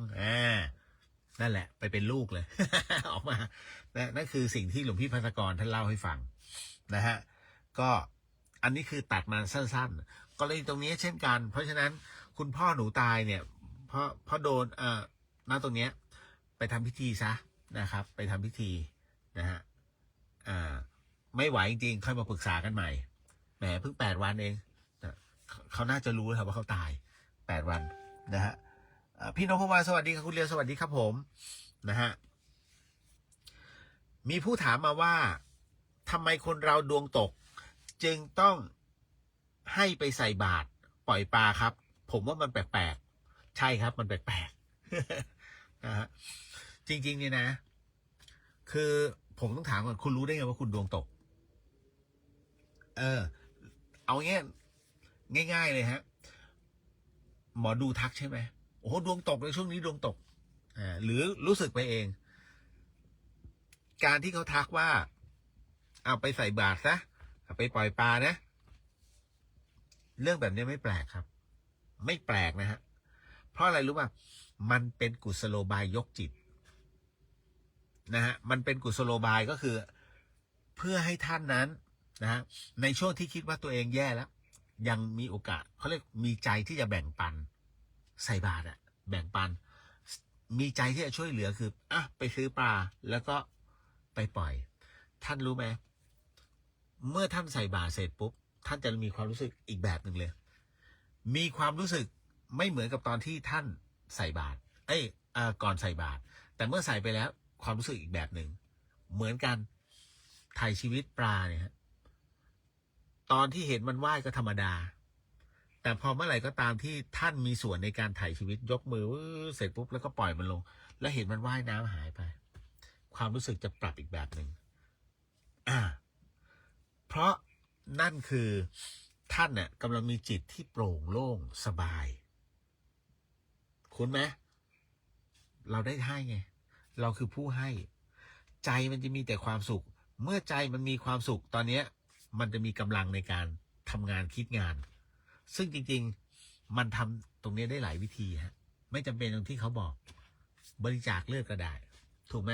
ช่วยเหลือต่างๆมันอยู่ในข้อของบารมี10 ประการนั่นแหละครับ เนาะเก็ตเนาะเห็นไหมดวงตกทำไงไปไทยบาท ก็ถูกครับนะดวงตกก็ประมาณนั้น ต่อมา การที่เราไปกราบพระรูปนั้นรูปนี้พี่เลียวมองว่าอย่างไรมันก็เป็นเรื่องที่ดีนะผมว่านะครับการไปกราบพระรูปนั้นรูปนี้คืออย่างนี้ฮะไม่ใช่อันนี้เป็นยาหม่องอย่างดีฮะผมก็จะทาแล้ว มันเย็นอ่ะมหามูครับมหามู อันนี้คนเราดวงตกอันนี้ไปแล้วนะการที่เราไปกราบพระรูปนั้นรูปนี้พี่เลียวมองว่าอย่างไรก็เป็นเรื่องที่ดีถ้าพูดถึงนะครับ เพราะผมก็พาไปแต่คราวนี้การที่เราไปกราบเนี่ยนั่นหมายถึงว่าเฮ้ยเราอยากฟังในเรื่องประสบการณ์ชีวิตของท่านที่ผ่านมาจนท่านเนี่ยฝึกทำจนถึงขั้นนี้นะฮะเราอยากรู้ว่าพระที่เราไปขอเป็นที่พึ่งเนี่ยนะพระท่านปฏิบัติอะไรนะครับแนวไหนแล้วจะมีเคล็ดวิชาต่างๆถ่ายทอดให้เราผู้ไปกราบไหมมันเป็นเรื่องที่ดีแต่ไม่ใช่ไปกราบเรื่อยๆไม่ใช่ว่าเฮ้ยไปแบบเรื่อยเปื่อยนะฮะแล้วก็เที่ยวไปคุยว่าโอ้ยไปกราบมาแล้วเยอะนะฮะบอกว่าโอ้ยนี่ฉันเคยกราบมาแล้วโอ้นานแล้วล่ะฉันได้ไปกราบ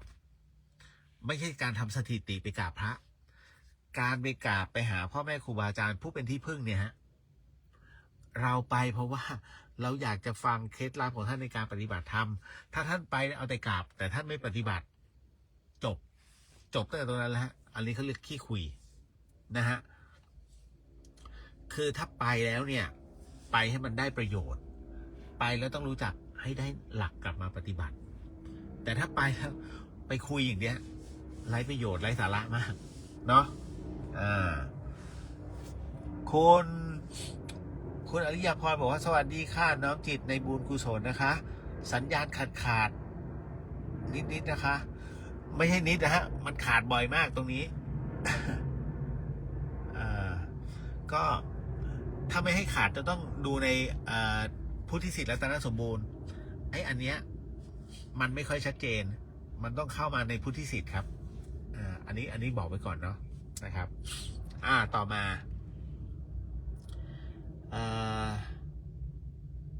วัดฝายหินมีสอนการปฏิบัติไหมครับ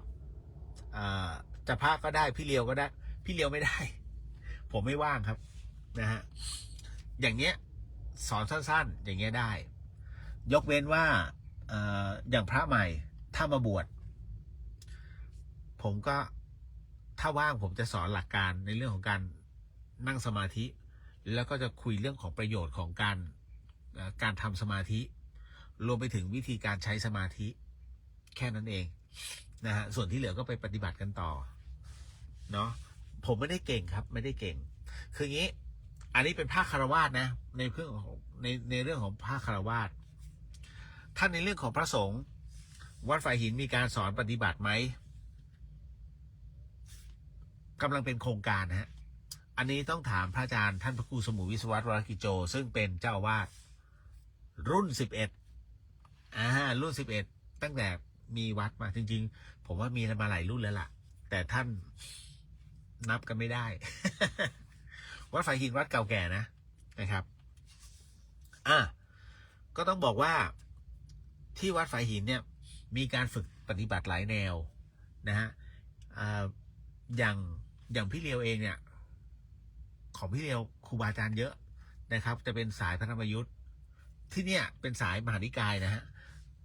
ที่ผมบอกผมเป็นสายพระธรรมเพราะผมโตมากับพระธรรมยุทธ์แล้วก็ที่สำคัญก็คือ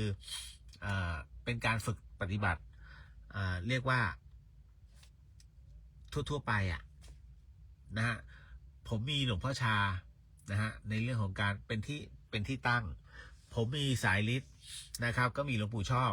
นะเป็นที่สุดรวมไปถึงพระราชพรหมยานหลวงพ่อฤาษีลิงดำนะครับเพราะฉะนั้นเนี่ยผมเองเนี่ยผมก็กล้าการันตีว่าผมก็สายหลวงพ่อชากับหลวงปู่ชอบนะครับก็เป็นศิษย์หลวงปู่มั่นนั่นแหละนะครับแต่จริงสายไหนก็แล้วแต่ขอให้มันไปถึงที่หมายจบนะฮะส่วนวัดฝ่ายหินเขาก็จะมีหลวงพี่บางรูปท่านเป็นศิษย์หลวงตาม้าอันนี้ก็จะเป็นอีกอันหนึ่งแล้วนะครับเป็นแนวของหลวงปู่ดูสงเคราะห์นะอีกที่หนึ่งก็เป็นศิษย์ในแนวของพระราชพรหมยานนะฮะก็พ่อแม่ครูบาอาจารย์อีก2 รูปนะครับตอนนี้ป่วยอยู่1 รูปนะพระอาจารย์มหาอำนวยท่านป่วยอยู่นะครับแล้วจากนั้นก็จะมีสายเป็นพระล้านนาเป็นสายล้านนานะฮะซึ่งก็ท่านก็ฝึกปฏิบัติอยู่เช่นกันนะครับแอบกินข้าวเย็นก็มีเนนนะครับคือเด็กมันหิวก็ต้องปล่อยวิการละโภชนากินแต่ไม่ชั่วโอเคพระมีกินข้าวเย็นแต่ว่ากินเพราะว่าต้องฉันยาดังนั้นจึงเป็นมีพระบรมพุทธานุญาตอยู่แล้วในเรื่องของการอนุญาตให้พระต้องฉันยาเป็นโรคประจำตัวท่านจำไว้นะพระมักจะเป็นโรคเขาเรียกว่าต่อมลูกหมากอักเสบเนี่ยมากที่สุดนี่แม้กระทั่งใครจะบวชใหม่คิดเพราะมิได้ใส่กางเกงในสปอร์เตอร์ไม่ได้ฮะนะไปคือมีส่วนที่จะฮูบไม่ได้เลยทำไมจึงเป็นเช่นนั้นเพราะอย่าลืมว่าตอนที่บวชเนี่ยอธิษฐาน3 ชิ้นนะไตรผ้าไตรแปลว่า3ผ้า3 ชิ้นแค่นั้นเกินกว่านั้นอาบัตินะครับ โอ้ยยังมีหลายเรื่องที่ท่านไม่รู้นะคือพระวินัยเนี่ยเรากำลังคิดอยู่ว่า227ถูกไหมแต่จริงพระวินัยเนี่ยมันโดนแยกย่อยออกไปฟังให้ดีนะใครที่จะบวชนะฮะมีทั้งสิ้น 2,645 ข้อพระวินัยฮะที่มันแยกย่อย1.2เนาะไม่ใช่227เป๊ะนะไม่ใช่2,006 2645จำไว้นี่แหละก็ต่อมาวัดฝ่ายหินสอนไหมจะมีทุกวันอาทิตย์นะครับที่ธรรมสถานหลวงพี่โอปอท่านจะแจ้งอยู่ในไลฟ์ของธรรมสถานอยู่เรื่อยๆนะครับผมถ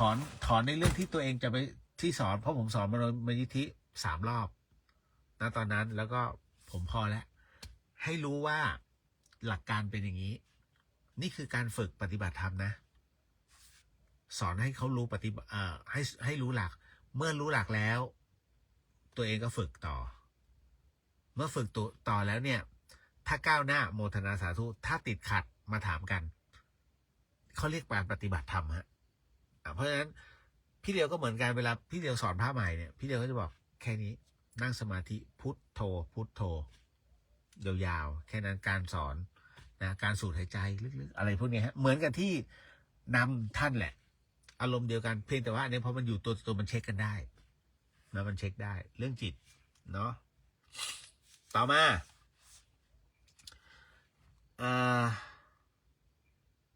มีชาวบ้านไปตกปลาในเขตอภัยทาน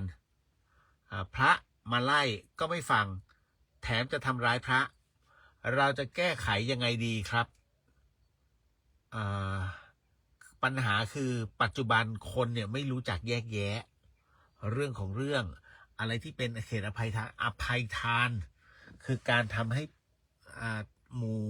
สรรพสัตว์ทั้งหลายเนี่ยมันมีอิสระของมันโดยที่เราไม่ไปล่าหรือว่าไม่ไปจับแค่นั้นเลยนะฮะแต่คราวนี้คนมันอดอะพอมันหน้ามืดปั๊บผิดชอบชั่วดีกูไม่รู้ขอตกปลาก่อนเขตอภัยทานปลาเยอะดีนะฮะเปรตนะและเปรต100%จะเป็นเปรตหลังจากที่ก่อนจะสิ้นลมเป็นทันทีฮะเขาเรียกผ้าขยายมันจะแก้ทันทียากครับนะฮะเพราะว่าผมถามคนไทยไม่ชอบการสอนนะวันที่ผมกลับมาที่หมอชิดจากบ้านที่กรุงเทพเนี่ยฮะแล้วนั่งแท็กซี่มานะฮะแล้วมีเด็กคนหนึ่งเนี่ยเป็นวัยรุ่นมันจอดมอเตอร์ไซค์ขวางแท็กซี่บอกว่าเดี๋ยวผมจะลงไปไล่มันพี่ไม่ต้องอย่าหาเรื่องจำไว้คนไทยไม่ชอบการเตือนการสอนเพราะว่ามองว่าเดี๋ยวถ้ามันพอใจเดี๋ยวกูขยับเองมันจะเป็นอย่างนี้แต่ถ้าไปเตือนปุ๊บเอ้ยมึงเปรี้ยวนี่ว่านี่อะไรอย่างเงี้ยเป็นต้นนี่คือการที่จิตใจมันถูกเขาเรียกมันร้อนเกินไปแล้วมันไม่มีการไต่ตองพิจารณาเห็นไหมฮะนั่นแหละฮะมันจะไปโทษสื่อโซเชียลก็ไม่ได้มันขึ้นอยู่กับอุปนิสัยด้วยนะฮะยากเรื่องนี้สอนยาก เนาะ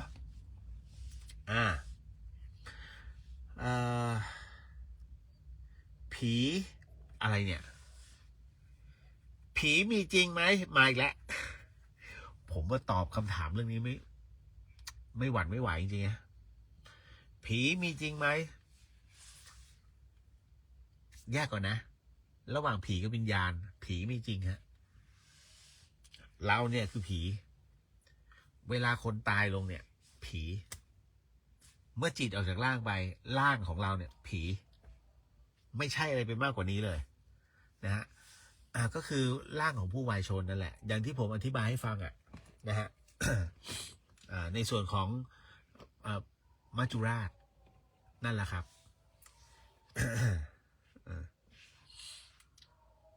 เพราะฉะนั้นเอาแหละเสียงหมาหอนผมจัดในรถนะแล้วก็ด้านนี้สุสานด้านหลังกุฏิส่วนตรงไปก็เป็นทางเข้าวัดไฟหินอุโบสถนะฮะคืนนี้ก็นอนตรงนี้แหละ นอนไปในรถ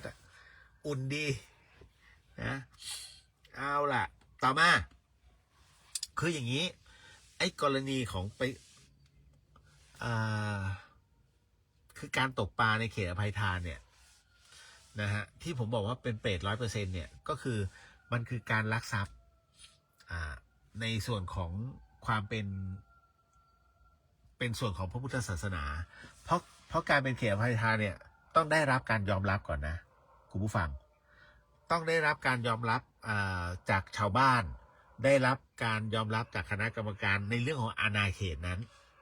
และต้องได้รับการตอบรับการรับรองจากท่านเจ้าอาวาสด้วยนะว่านี่คือเขตอภัยทานแล้ว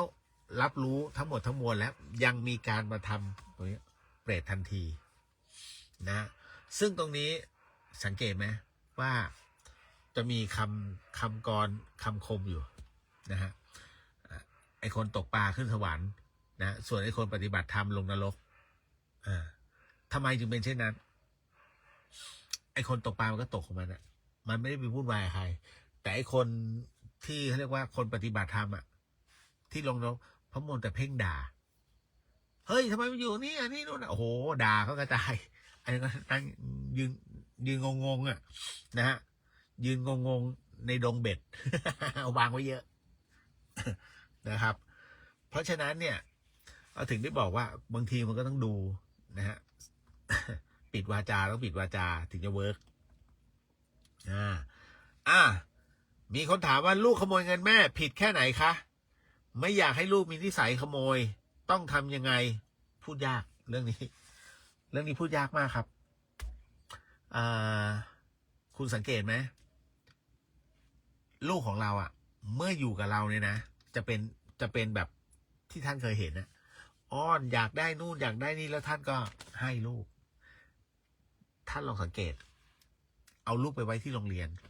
เขาจะเป็นอีกแบบหนึ่งเป็นแบบที่ทุกคนเท่ากันหมดฮะไม่มีลูกรัฐมนตรีไม่มีลูกรู้จักไหมว่าข้าคือใครไม่มีฮะไม่มีมันเท่ากันมันวิ่งเล่นกันตบหัวกันนะฮะโกรธกันเดี๋ยวแป๊บนึงก็ดีกันนี่คือเด็กเพราะว่าจริตนะมันจะเป็นจริตที่บริสุทธิ์อยู่นะฮะไอ้กรณีตรงนี้ถึงได้บอกไว้ว่า การอบรมอะไรต่างๆนานาเนี่ยสำคัญมากนะฮะคือถ้าคุณไม่ปลูกฝังเขาตั้งแต่เด็กๆนะโตขึ้นยากมากครับนะฮะยากมากคือลูกขโมยเงินแม่เนี่ยผิดแค่ไหนแล้วคุณว่าผิดไหมคุณใช้คำว่าขึ้นมาขโมยเนี่ยจบแล้วนะนี่คืออดินนาเต็มตัวนะเพียงแต่ไม่ใช่พระถ้าเป็นพระแล้วเนรปาราชิกทันทีนะเนรก็มีปาราชิกนะครับไม่ใช่บอกว่าเฮ้ยเนรมันไม่มีหรอกปาราชิกไปอ่านพระวินัยเล่มหนึ่งนะฮะบทกลางๆพูดถึงสามเณรนะครับว่าสามเณรมีปาราชิกด้วยเนาะ ต่อมาไม่อยากมีลูกนิสัยเป็นขโมยต้องทำยังไงเอามาไว้วัด จริงๆแล้วเนี่ยอย่าไปสปอยเขามากต้องให้เขารู้จักคำว่าไม่มีฮะเพราะคุณมีให้เขาตลอดนะครับมันก็เลยเหลิงแหละคำว่าไม่มีหมายถึงไม่มีตังค์เลยในกระเป๋าเขาแล้วพอเขาจะขอคุณก็ไม่มีนะให้เขาดิ้นรนเองเนาะทำไมอยู่กินกันมาจนจะแก่ตายสุดท้ายต้องมาเลิกกันทั้งที่ไม่มีเรื่องมือที่สามแต่เป็นความอินดี้ของแต่ละคนและจะมีทางให้กลับมาอยู่ด้วยกันเหมือนเดิมได้ไหมคะโอ้โห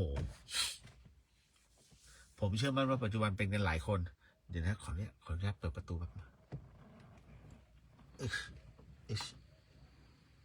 โอ้โหเย็นมากนะฮะต่อ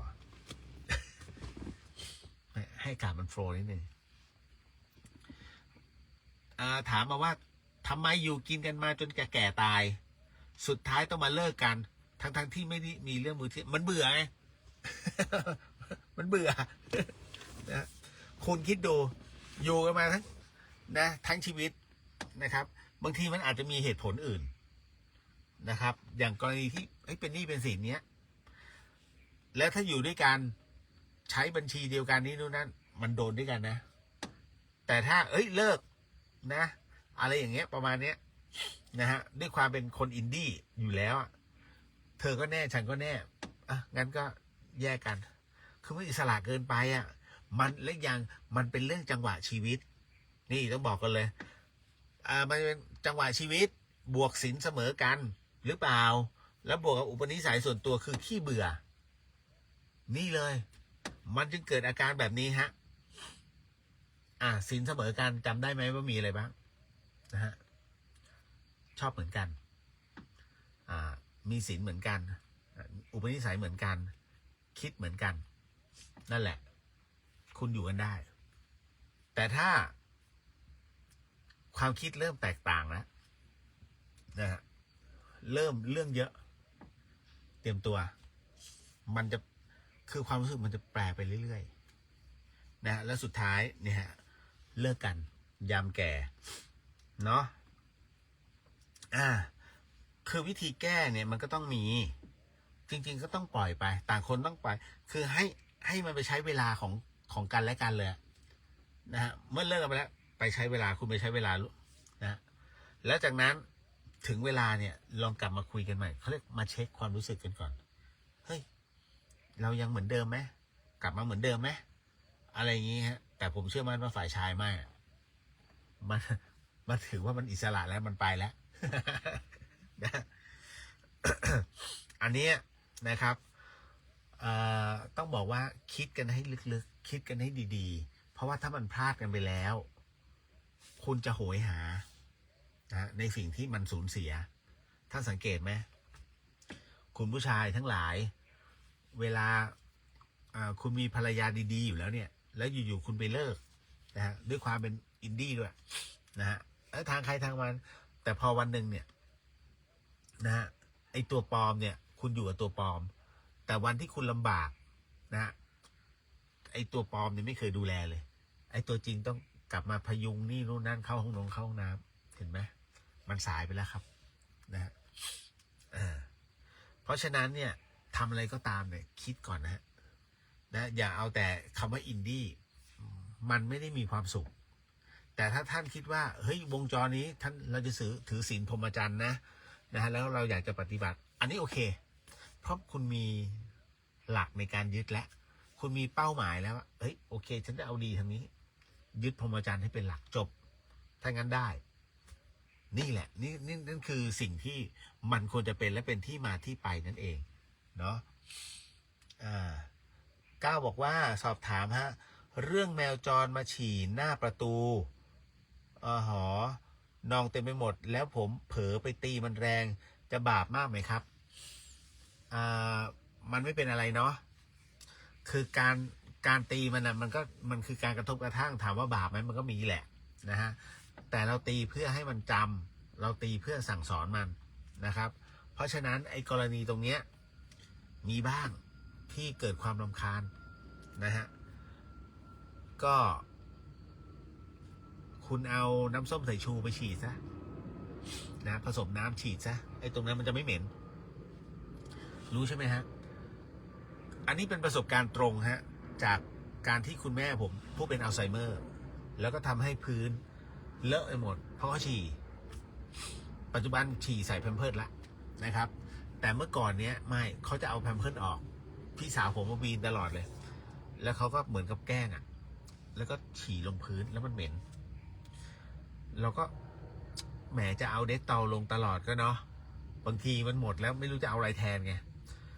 คุณใช้นะฮะน้ำส้มสายชูผสมน้ำแล้วคุณเอาไฮเตอร์เลยนะเอาสักครึ่งฝาหรือ1 ฝาผสมลงไปในน้ำสัก3 ลิตรนั่นแหละเสร็จปุ๊บคุณราดเลยนะฮะ ราดตัวกลิ่นมันจะหายนะครับมันจะไม่เหม็นเลยนะครับพอเทเสร็จปุ๊บท่านก็เช็ดด้วยไม้ม็อบนะฮะโอเคเลยผมเฮ้ยเจ๋งว่ะ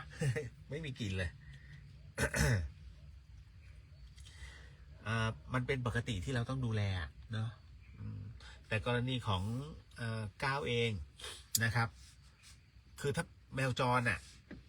คุณไปห้ามมันยากยิ่งทาสแมวยิ่งเยอะอยู่ลูกแล้วมันจะมาอยู่เรื่อยๆและแมวเนี่ยท้องบ่อยนะปีหนึ่งท้อง2-3 ครั้งสังเกตไหมแล้วครั้งหนึ่ง4-5 ตัวคุณพระช่วย มันจะรีบเกิดกันไปไหน พูดถึงการรีบเกิดนะฮะก็มีเมื่อก่อนเนี่ยจะมีลูกศิษย์แม่ชีท่านหนึ่งนะฮะก็ชอบเช็คอุ้ยไอเนี่ยพี่ดูสิมาเกิดแล้วแป๊บเดียวทำชั่วอยู่แป๊บหนึ่งหมายถึงว่าเป็นอดีตชาวบ้านเกิดมาเป็นหมานะฮะคือคนนี้เขาจะเก่งมากน้องคนนี้เขาจะเก่งมากนะครับผมถึงได้รู้ว่าอ๋อไอบากเนี่ยเมื่อก่อนมันเป็นใครแล้วก็ส่วนไอหมีก็เป็นใคร แล้วก็มาเป็นไอ้มูมูยังอยู่ข้างล่างนะยังไม่ตายนะไอ้มูมูก็เป็นชาวบ้านนี่แหละนะฮะมาเกิดนะครับก็มันมีการเวียนว่ายแบบนี้แหละ เพราะฉะนั้นถึงได้บอกว่าถ้าเราไม่เร่งคือถ้าเราไม่มีศีลห้าเนี่ยโอกาสที่จะมาเป็นเดรัจฉานมีเยอะแต่ถ้าเราเป็นคนที่ถือศีลห้าเป็นอาจินปิดเลยฮะความเป็นแต่แค่เป็นลุ้นเพศเอาชายหญิงการลุ้นเพศมันก็แล้วแต่ตัวอ่อนถ้าตัวอ่อนที่เป็นเพศชายชนะนะ โครโมโซม XY เนาะใช่ไหมเรื่องของโครโมโซมนะไปวิทยาศาสตร์นะเอาเก็บไว้แค่นี้นะฮะต่อมานะฮะนิดนึงอันนี้เหมือนตอบไปแล้วนะเดี๋ยวนะพี่เดียวคะการที่เราขายตัวเพื่อเลี้ยงครอบครัวตรงนี้ผิดไหมคะผิดครับเรื่องนี้ผมคุยไปเยอะแล้วนะเรื่องของการขายตัวคืออย่างนี้ฮะมันน้องต้องดูว่ากฎหมายนะให้อิสระตรงนี้ไหมถ้าน้องบอกกฎหมายเขาปล่อยให้อิสระโอเคสมมุตินะอันนี้คือสมมุติถ้ากฎหมายปล่อยให้เรื่องของการขายตัวเป็นเรื่องอิสระมาในเรื่องของจริยธรรมผิดจริยธรรมไหมนะฮะสมัยก่อนเนี่ยนะฮะเรื่องราวของมิดะจำได้ไหมฮะเพลงจรัญมโนเพชรอันนี้คือท่านก็เอามาจากเรื่องราวจริงๆแต่ว่ามันอาจจะไม่ถูกสักหน่อยนะครับในเรื่องของมิดะนะฮะลานสาวกอดอะไรพวกนี้มีจริงนะเรื่องราวเหล่านี้นะครับแต่คราวนี้มันก็จะมีอีกหลายๆเรื่องอย่างกรณี อะไรล่ะเอาลืมเลยเว้ย ในเรื่องของสมัยก่อนมีค่านิยมในเรื่องของการสอนเด็กหนุ่มเลยนะฮะหลายๆคนอาจจะทันอยู่นะยุค80-90นะฮะตรงเนี้ยแล้วเหมือนกับสนับสนุนให้เด็กหนุ่มไปเที่ยวอะไรเรื่องราวแบบเนี้ยสมัยก่อนนะเป็นงั้นจริงนะฮะบางครอบครัวผมก็มียี่ด้วยนะฮะมันเลยกลายเป็นเรื่องของการส่งเสริมผิดซึ่งไม่สมควรนะเรื่องราวตรงนี้คืออย่างนี้ฮะท่านสังเกตไหมทำไมเราต้องขายตัวเคยสังเกตไหมสำหรับน้องที่ส่งคำถามมานะฮะนั่นเป็นเพราะว่าตัวกรรมมันบีบจริงๆเนี่ยไอ้เรื่องราวของอาชีพมันมีเยอะนะฮะเพียงแต่ตัวกรรมเนี่ยมันบีบให้น้องคิดได้เฉพาะตรงนี้ว่าอ๋อเอาแค่นี้แล้วกันพอวะนะฮะแค่นี้ก็มีละซึ่งมันจริงๆมันมีหนทางมากมายสิ่งที่พี่เดียวจะเตือนคือว่าอยากให้น้องเคารพตัวเองนิดนึงนะครับมันเป็นเรื่องที่ดีทั้งผู้หญิงผู้ชายแหละนะผมก็จะบอกว่าอัตราของการขายตัวนะฮะแม้ธรรมชาติให้ผู้หญิงเนี่ยนะฮะมาอยู่ณตรงนี้แต่คุณเชื่อไหมปัจจุบันเนี่ยสถิติของผู้ชายเริ่มสูงเลยนะฮะผมก็เฮ้ยขนาดนั้นน้องผู้ชายฮะคือถ้าน้องถลำลงไปเป็นอาชีพนี้แล้วน้องบอกว่าวันหนึ่งถ้าน้องอยากจะบวชผมบอกเลยว่ายากนิดนึงครับนะฮะมันมีหลายปัจจัยที่เมื่อคุณบวชไปแล้วเนี่ยมันจะทำให้คุณจะเป๋ลงนะมีเยอะเลยปัจจุบันนะบึ้มเลยนะ เพียงแต่เดี๋ยวเราเปิดตัวผมว่าปีหน้ามีเรื่องพระเหลืองเดี๋ยวเปิดตัวอีกเพียบ เนาะแต่สิ่งหนึ่งผมอยากเรียกร้องนะไอ้ระบบที่ให้พระทำบัญชีเลิกครับนะฮะจะทำไม่ทำเรื่องของท่านเพราะว่าไอ้วัดใหญ่ๆควรจะทำแต่ไอ้วัดเล็กๆท่านต้องมีขนาดของวัดก่อนวัดโอ้โหท่านอยู่รูปเดียวไม่จำเป็นต้องทำนะฮะหรือดูสภาพวัดไม่น่าจะ นะสะสมเป็นล้าน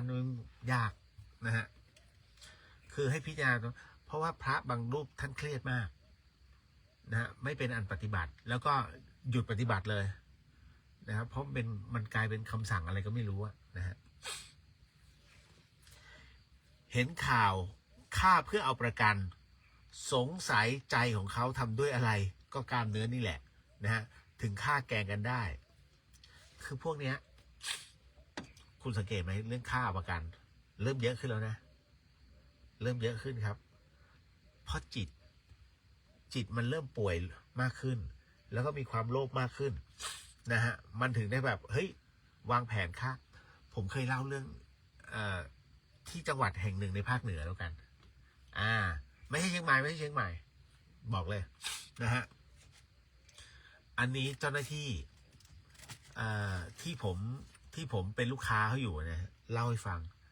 บอกว่าเดี๋ยวนี้ถ้าท่านจะป่วยต้องบอกก่อนนะน้องต้องโทรบอกพี่ก่อนบอกฮะทำไมครับน้องบอกพี่นิดนึงเพราะว่าพี่จะได้เช็คให้แล้วก็อำนวยความสะดวกให้ทำไมจึงเป็นอย่างนั้นมันเป็นอย่างนี้ฮะมันมีเหตุก็คือจังหวัดหนึ่งที่ผมเคยเล่าให้ฟังนะเล่าอีกรอบนะฮะทางภาคเหนือปรากฏว่าแม่ไม่ได้ทำงานนะฮะแม่มีลูกด้วยกัน3 คนนะครับคนโตให้ทำงานนะคนที่2ก็ทำงานส่วนคนเล็กนะครับเหมือนกับช่วยงานบ้านแม่นะครับคนแม่เนี่ยซึ่งไม่ได้ทำงานแต่ทำปร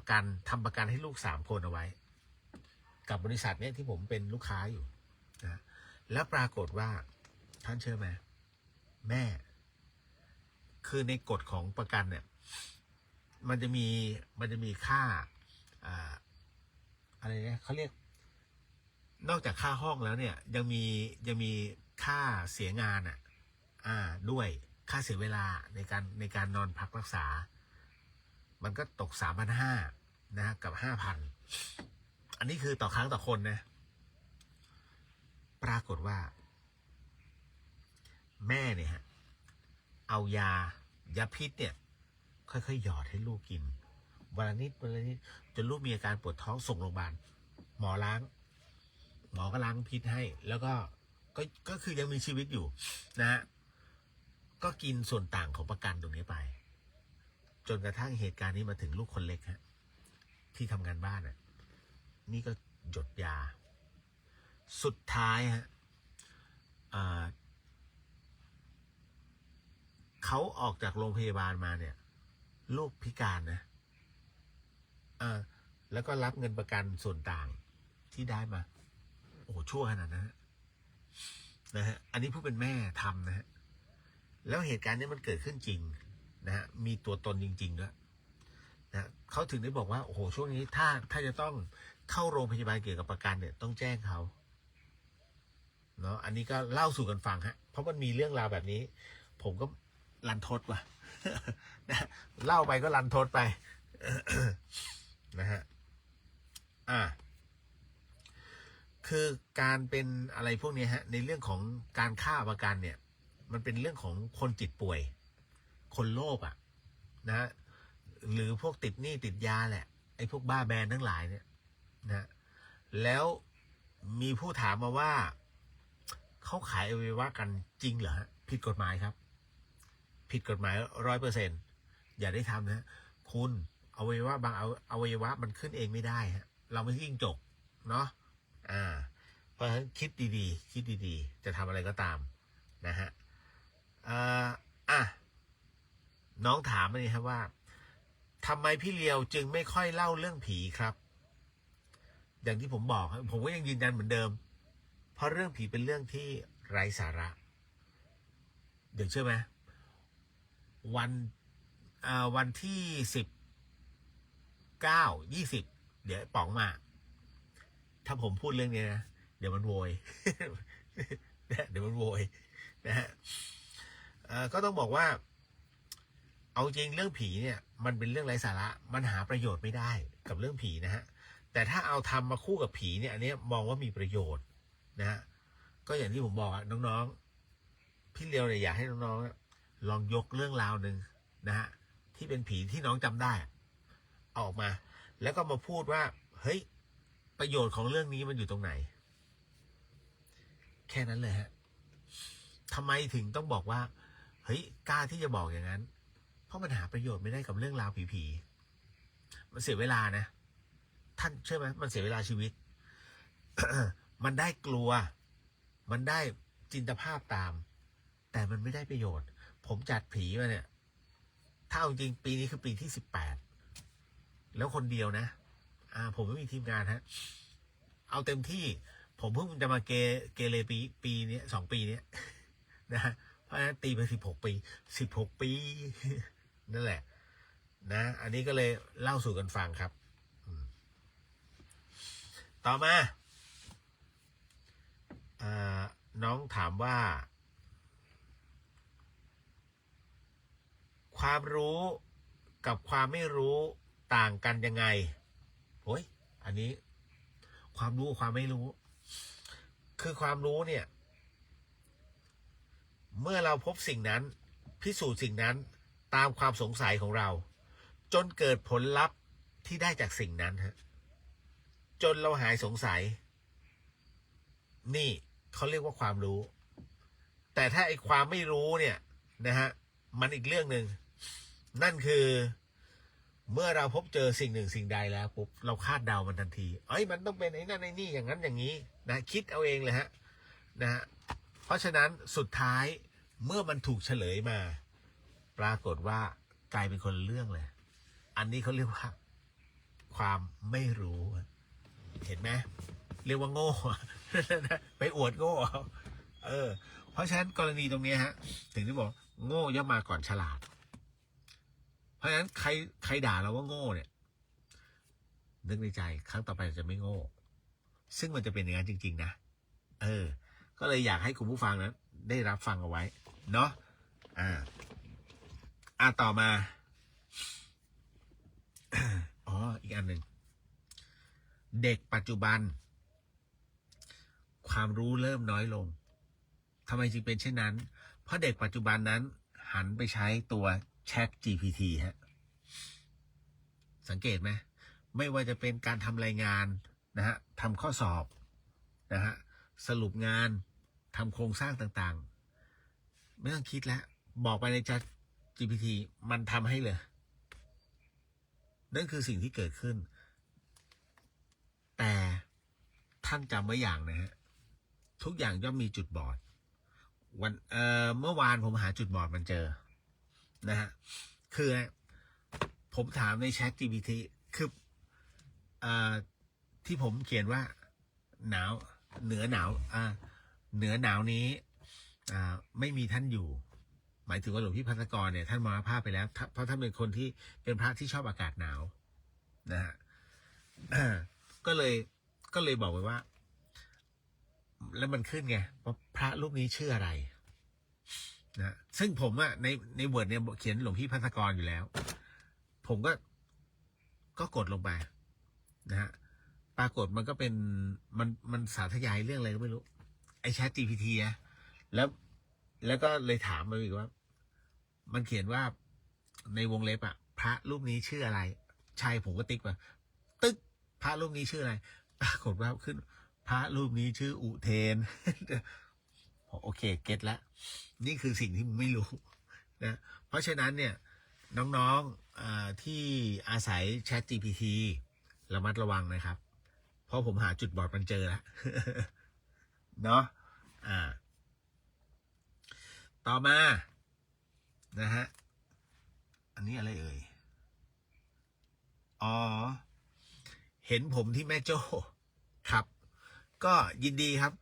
จริงๆผมจะจำน้องๆไม่ได้นะว่าใครเป็นใครน้องเข้ามาทางพี่เลียวได้เลยบางทีถ้าผมไม่ใส่แว่นอย่าบอกว่าผมหยิ่งเพราะผมมองไม่เห็นนะอาศัยแบบเป็นโครงขับรถเนี่ยมันเป็นพื้นที่ใหญ่ไม่จำเป็นต้องใส่แว่นนะฮะแต่ถ้าสมมติจำเป็นต้องเพ่งผมต้องหยิบแว่นมาใส่นะฮะเพราะฉะนั้นอย่าโกรธผมนะไม่ได้หยิ่งครับแต่มันมองไม่เห็นจริงๆถ้าผมไม่ใส่แว่นนะครับ ต่อมาเห็นไหม เริ่มคัดจมูกแล้ว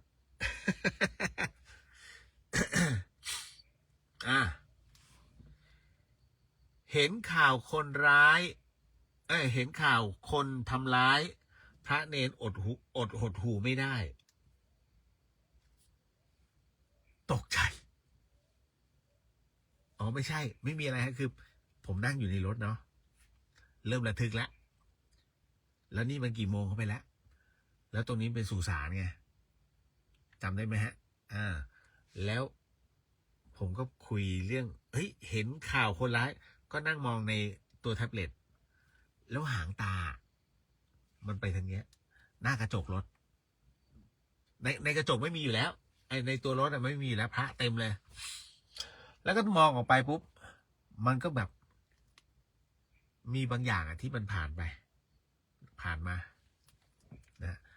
คือจะบอกว่าจะเป็นคนที่เดินขึ้นไปวัดผาลาดมันก็กระไรอยู่พูดถึงตรงเนี้ยสำคัญนะรูปแบบของวิญญาณนะมีผู้ถามผมคือน้องเขาก็เป็นคนหนึ่งที่เห็นวิญญาณแล้วน้องก็ถามพี่เลียวเหมือนกับมาลองนะพี่เลียวเห็นวิญญาณแบบไหนเขาถามแบบนี้ตรงๆนะผมว่าทำไมเหรอมีอะไรหรือเปล่าบอกผมอยากจะรู้มากว่าไอ้ที่พี่เห็นเนี่ยมันเห็นเนี่ยเอาจริงนะฮะ เวลาเห็นวิญญาณหรือสัมภเวสีมันจะต่างกันกรณีของสัมภเวสีเนี่ยมันจะเป็นเหมือนแบบเมื่อกี้ดำๆแล้ววับนะไปเร็วๆนั่นคือสัมภเวสีแต่ถ้าเมื่อไหร่ก็ตามที่เขาหยุดนะแล้วเขาหยุดเนี่ยมันก็จะเป็นไอดำแต่มันก็มีบางครั้งจำได้เรื่องกฐินที่ผ่านมาได้ไหมฮะที่สกลนครที่ผมเล่าให้ฟังว่าพอเสร็จปุ๊บนะเฮ้ยอยู่ๆพ่ออุ้ยแม่อุ้ยมาเต็มเลยคือมาขออานิสงส์นะฮะ อันนั้นนะคือเขามาเนี่ยเขาแสดงให้เห็นเลยแล้วก็เห็นเป็นตนแบบนั้นคือมันเห็นได้หลายแบบฮะหลายเลเวลมากคุณจะไปเห็นโอ้เทวดาต้องมีอะไรล่ะเครื่องทรงเดี๋ยวเครื่องทรงเทวดามาจากไหนนะฮะไม่ว่าจะเป็นอะไรก็แล้วแต่เนี่ยนะฮะเอามาจากไหนแล้วมันมีร้านขายไหมถามแค่นี้นะเพราะฉะนั้นท่านลบเลือนในเรื่องเครื่องทรงไว้ของเทวดานะฮะมันไม่ใช่ตามนั้นแล้วเรื่องของการเผากงเต็กถามว่าได้ไหมมันเป็นความเชื่อนะฮะเป็นความเชื่อที่ท่านทำไปเถอะไม่ได้หรอก เพราะอะไรรู้ไหมเพราะท่านส่งไม่ถูกฮะกงเต็กสำคัญไหมไม่สำคัญสิ่งสำคัญคือตัวบุญความดีถ้าท่านส่งอันนี้ส่งบุญไปให้ปุ๊บเนี่ยวิญญาณได้รับไหมขึ้นเพราะเขาเสพรัศมีฮะวิญญาณจะเสพรัศมีนะคุณไม่ให้อยู่แล้วอยากเสพแล้วก็เสพได้เด้อนะฮะจะตีหนึ่งแล้วเหรอโอ้ยเดี๋ยวเก็บไว้ก่อนคุณผู้ฟังครับตีหนึ่งเดี๋ยวพรุ่งนี้มาต่อในช่วงอโหสิกรรมพรุ่งนี้อาจจะเข้าเร็วหน่อยแล้วกันนะฮะเพราะว่าเดี๋ยวจะขออาจารย์ให้ขอจัดเร็วแล้วก็จบเร็วดึกไปผมก็ไม่ไหว นะฮะก็ขออนุญาตแล้วกันนะครับในเรื่องของวันพรุ่งนี้นะครับก็จะเป็นการโหสิกรรมเพราะเป็นวันพระใหญ่เนาะรับพรเด้อสาธุสิ่งหนึ่งสิ่งใดที่ผิดพลาดพลั้งไปก็ขอโหสิกรรมนะที่นี้ไม่ได้ตั้งใจหรือมีเจตนานะฮะสิทธิกิจจางสิทธิกรรมังสิทธิลาโภนิรันตราสิทธิเตโชชโยนิจจางขอให้กิจและกรรมที่ท่านกำลังทำกำลังสร้างนั้นจงเป็นเหตุเป็นพระปัจจัยให้ทุกท่านนั้นได้ถึงพระนิพพานในชาติปัจจุบันโดยเร็วพลันเทินมุทนาสาธุครับตอนนี้ตีหนึ่งแล้วเนาะก็อยากจะขอให้ทุกท่านเดี๋ยววันพรุ่งนี้พร้อมๆกันแล้วก็มีโอกาสทำบุญก็ทำบุญไปซะนะฮะวันพรุ่งนี้ก็คือ15 ค่ำเพราะเป็นช่วงที่ทำหนึ่งและได้โปรโมชั่นอีกหนึ่งบุญนะฮะแล้วเดี๋ยวจะอธิบายให้ฟังแล้วกันว่ามันได้ยังไงนะฮะเดี๋ยวพรุ่งนี้ถ้าใครอยากจะร่วมบุญวัดไฟหินหรือว่าพระใหม่เดี๋ยวท่านมาแจ้งกันหรือว่าจะเป็นเครื่องมือพยาบาลค่อยว่ากันเนาะลาไปก่อนครับสาธุเจอกันบ๊ายบาย